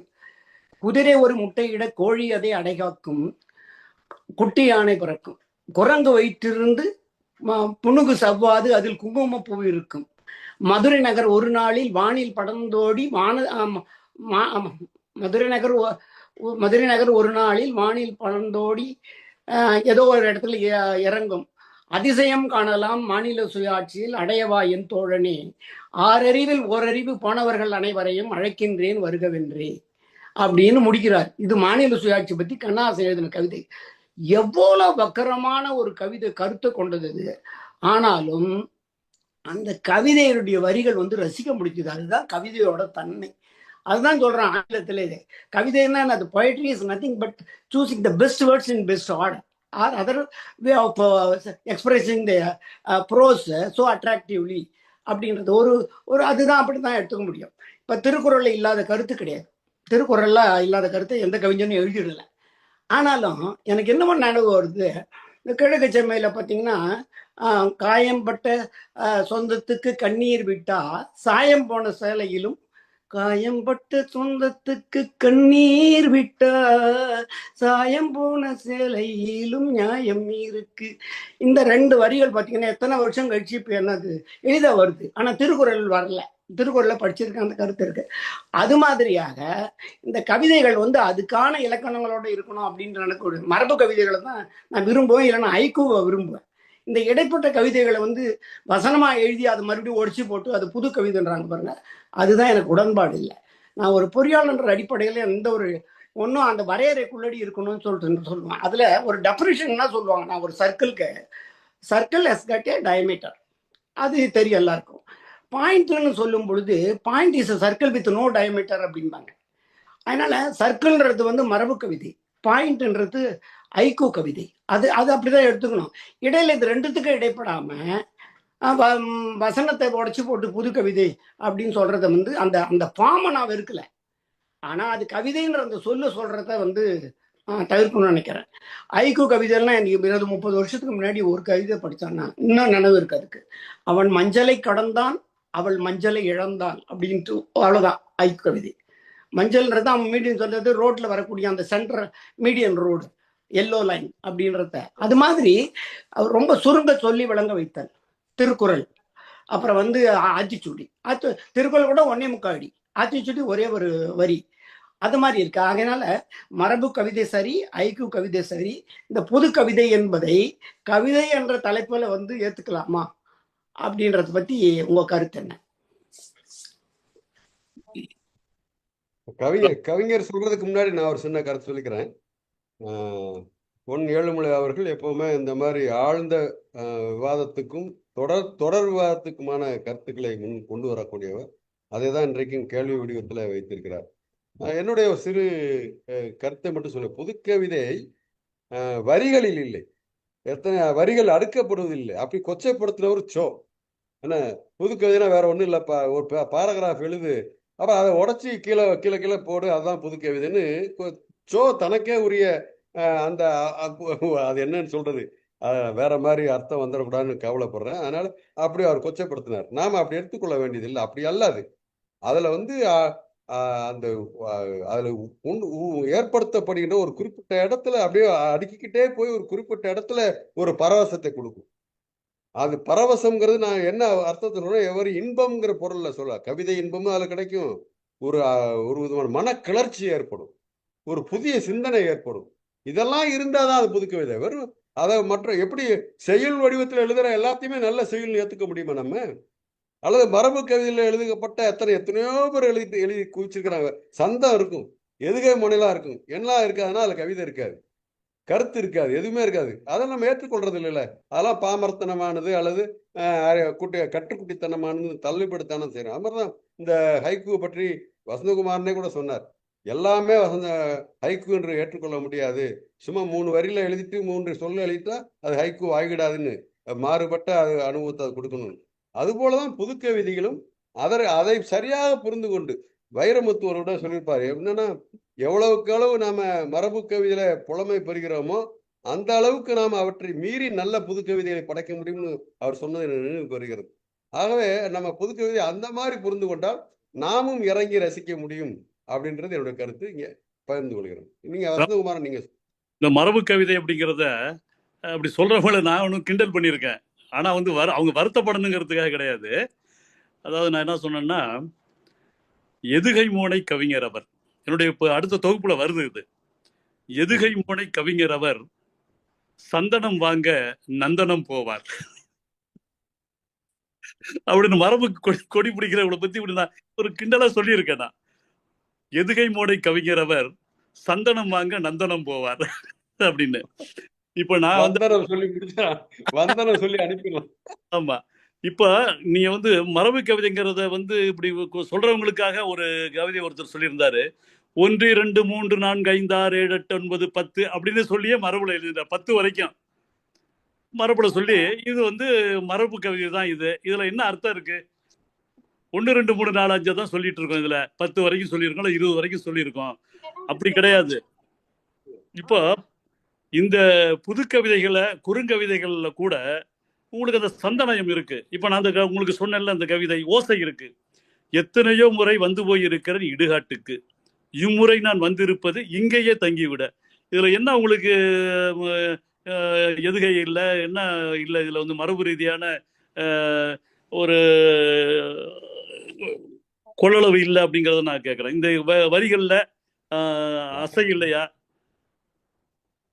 சந்தம் இல்லையா? நீ எதிர்பார்க்க எல்லாமே இருக்குது. இதுல வந்து எதுவுமே இல்லை, மரபுக்கு எதிரானதுன்னு சொல்ல முடியாது. அதனால எல்லாமே வந்து எல்லாத்துக்குமே ஒரு சந்த நாயம் இருக்கு, ஓசை நாயம் இருக்கு, எல்லாத்துக்குமே வந்து எதுகையோ மோனையோ இருக்கு. எல்லாருமே அப்படிதான் எழுதுறாங்க. அதை வந்து மடக்கி போட்டு எழுதுறாங்க. அது நேராக எழுதுனா நிச்சயம் அது வந்து மரபு கவிதை தான் இருக்கும். அதனால இப்பொழுது இந்த காலகட்டத்துக்கு, இந்த தொழில்நுட்ப யுகத்துக்கு நீங்க வந்து செய்யுள சொன்னா அவங்க பிரிச்சு கிரிச்சு அவங்களுக்கு நம்ம வந்து விளக்கம் சொல்றதுக்கான நமக்கு நேரம் கிடையாது. அப்படி அதை புரிஞ்சுக்கிறதுக்கான ஒரு திறனும் அவங்களுக்கு கிடையாது. ஏன்னா அவங்களுடைய டைவர்சன், அவங்களுடைய வந்து பல்வேறு விதமா அவங்க வந்து வேலைகளில் பல்வேறு துறைகளில் ஈடுபடுறவங்களுக்கு இந்த மாதிரி அசை பிரித்து ஓசை நயம் பார்த்தெல்லாம் பார்க்க தெரியாது. அவங்களுக்கு வந்து நுங்கை வந்து வெட்டி எடுத்து அவங்க கையில் நுங்க கொடுக்குற மாதிரி தான் புது கவிதை என்பது அப்படின்னு நான் உதாரணம் சும்மா சின்ன சிம்பிள் உதாரணம்லாம் இப்படி தான் சொல்லணும். அது மாதிரி தான் நம்ம வந்து புது கவிதையை கொடுக்குறோம். அதனால தான் இப்போ வந்து வெற்றி புது கவிதைங்கிறது வெற்றி பெற்றிருக்கிறது. அதுதான் நமக்கு வந்து யதார்த்தம். இப்பொழுது புது கவிதை வந்து வெற்றி பெற்றிருக்கிறது அப்படிங்கிறதுனாலயே அது இந்த வெற்றியை வச்சே நீங்க சொல்லலாம். அது கூடுதலா ஒன்று சொல்லலாம் வசந்தகுமாரன், கூடுதலா ஒன்று சொல்லலாம். புது கவிதை தான் கவிதை என்பதை, கவித்துவம் என்பதை ஜனநாயகப்படுத்தியது. நிச்சயம் எத்தனையோ பேர் கொஞ்சம் தமிழ் தெரிஞ்சா அவங்க எழுத உட்கார்ற அந்த முனைப்பை கொடுத்தது, ஆர்வத்தை கொடுத்தது புது கவிதை தான். மரபு கவிதை பக்கமே வரமாட்டாங்க. இப்போ வேற ஒரு கட்டத்துக்கு வந்து பாடப்பாடிகள்லாம் வந்து மரபு எழுதினவங்க தான். அப்துல் ரஹ்மான் மரபு எழுதியிருக்காரு, மேத்தா மரபு எழுதியிருக்காரு, எல்லா கவிஞர்களும் மரபு எழுதுறவங்க தான். மரபு எழுதுறவங்களே மரபை விட்டு விட்டு புது கவிதை எழுத ஆரம்பித்ததுக்கு காரணம் என்ன அப்படின்னா ஜனநாயகப்படுத்துதல் தான். இந்த கவிதையை ஜனநாயகப்படுத்துறது தான். அதைத்தான் மேத்தாவும் சொல்லி பண்டிதர்கள் மட்டுமல்லாமல் பாட்டாளிகளும் கவிதை எழுத முடியுங்கிற நம்பிக்கையை கொடுத்தது புது கவிதை. புது கவிதை அவ்வளவுதான். நன்றிங்க ஐயா. உண்டு.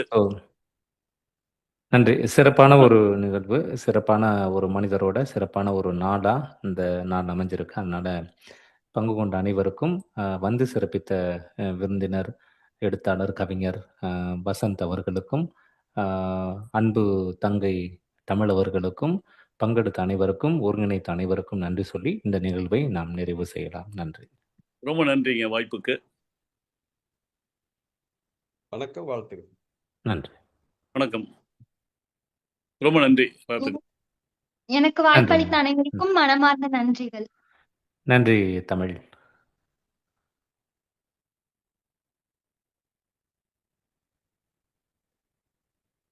அது ரைஸ் பண்ண ஹேண்ட்ஸும் லோயர் பண்ணாம விட்டுருக்காங்க. விடைபெற்றுக் கொள்ளலாமா?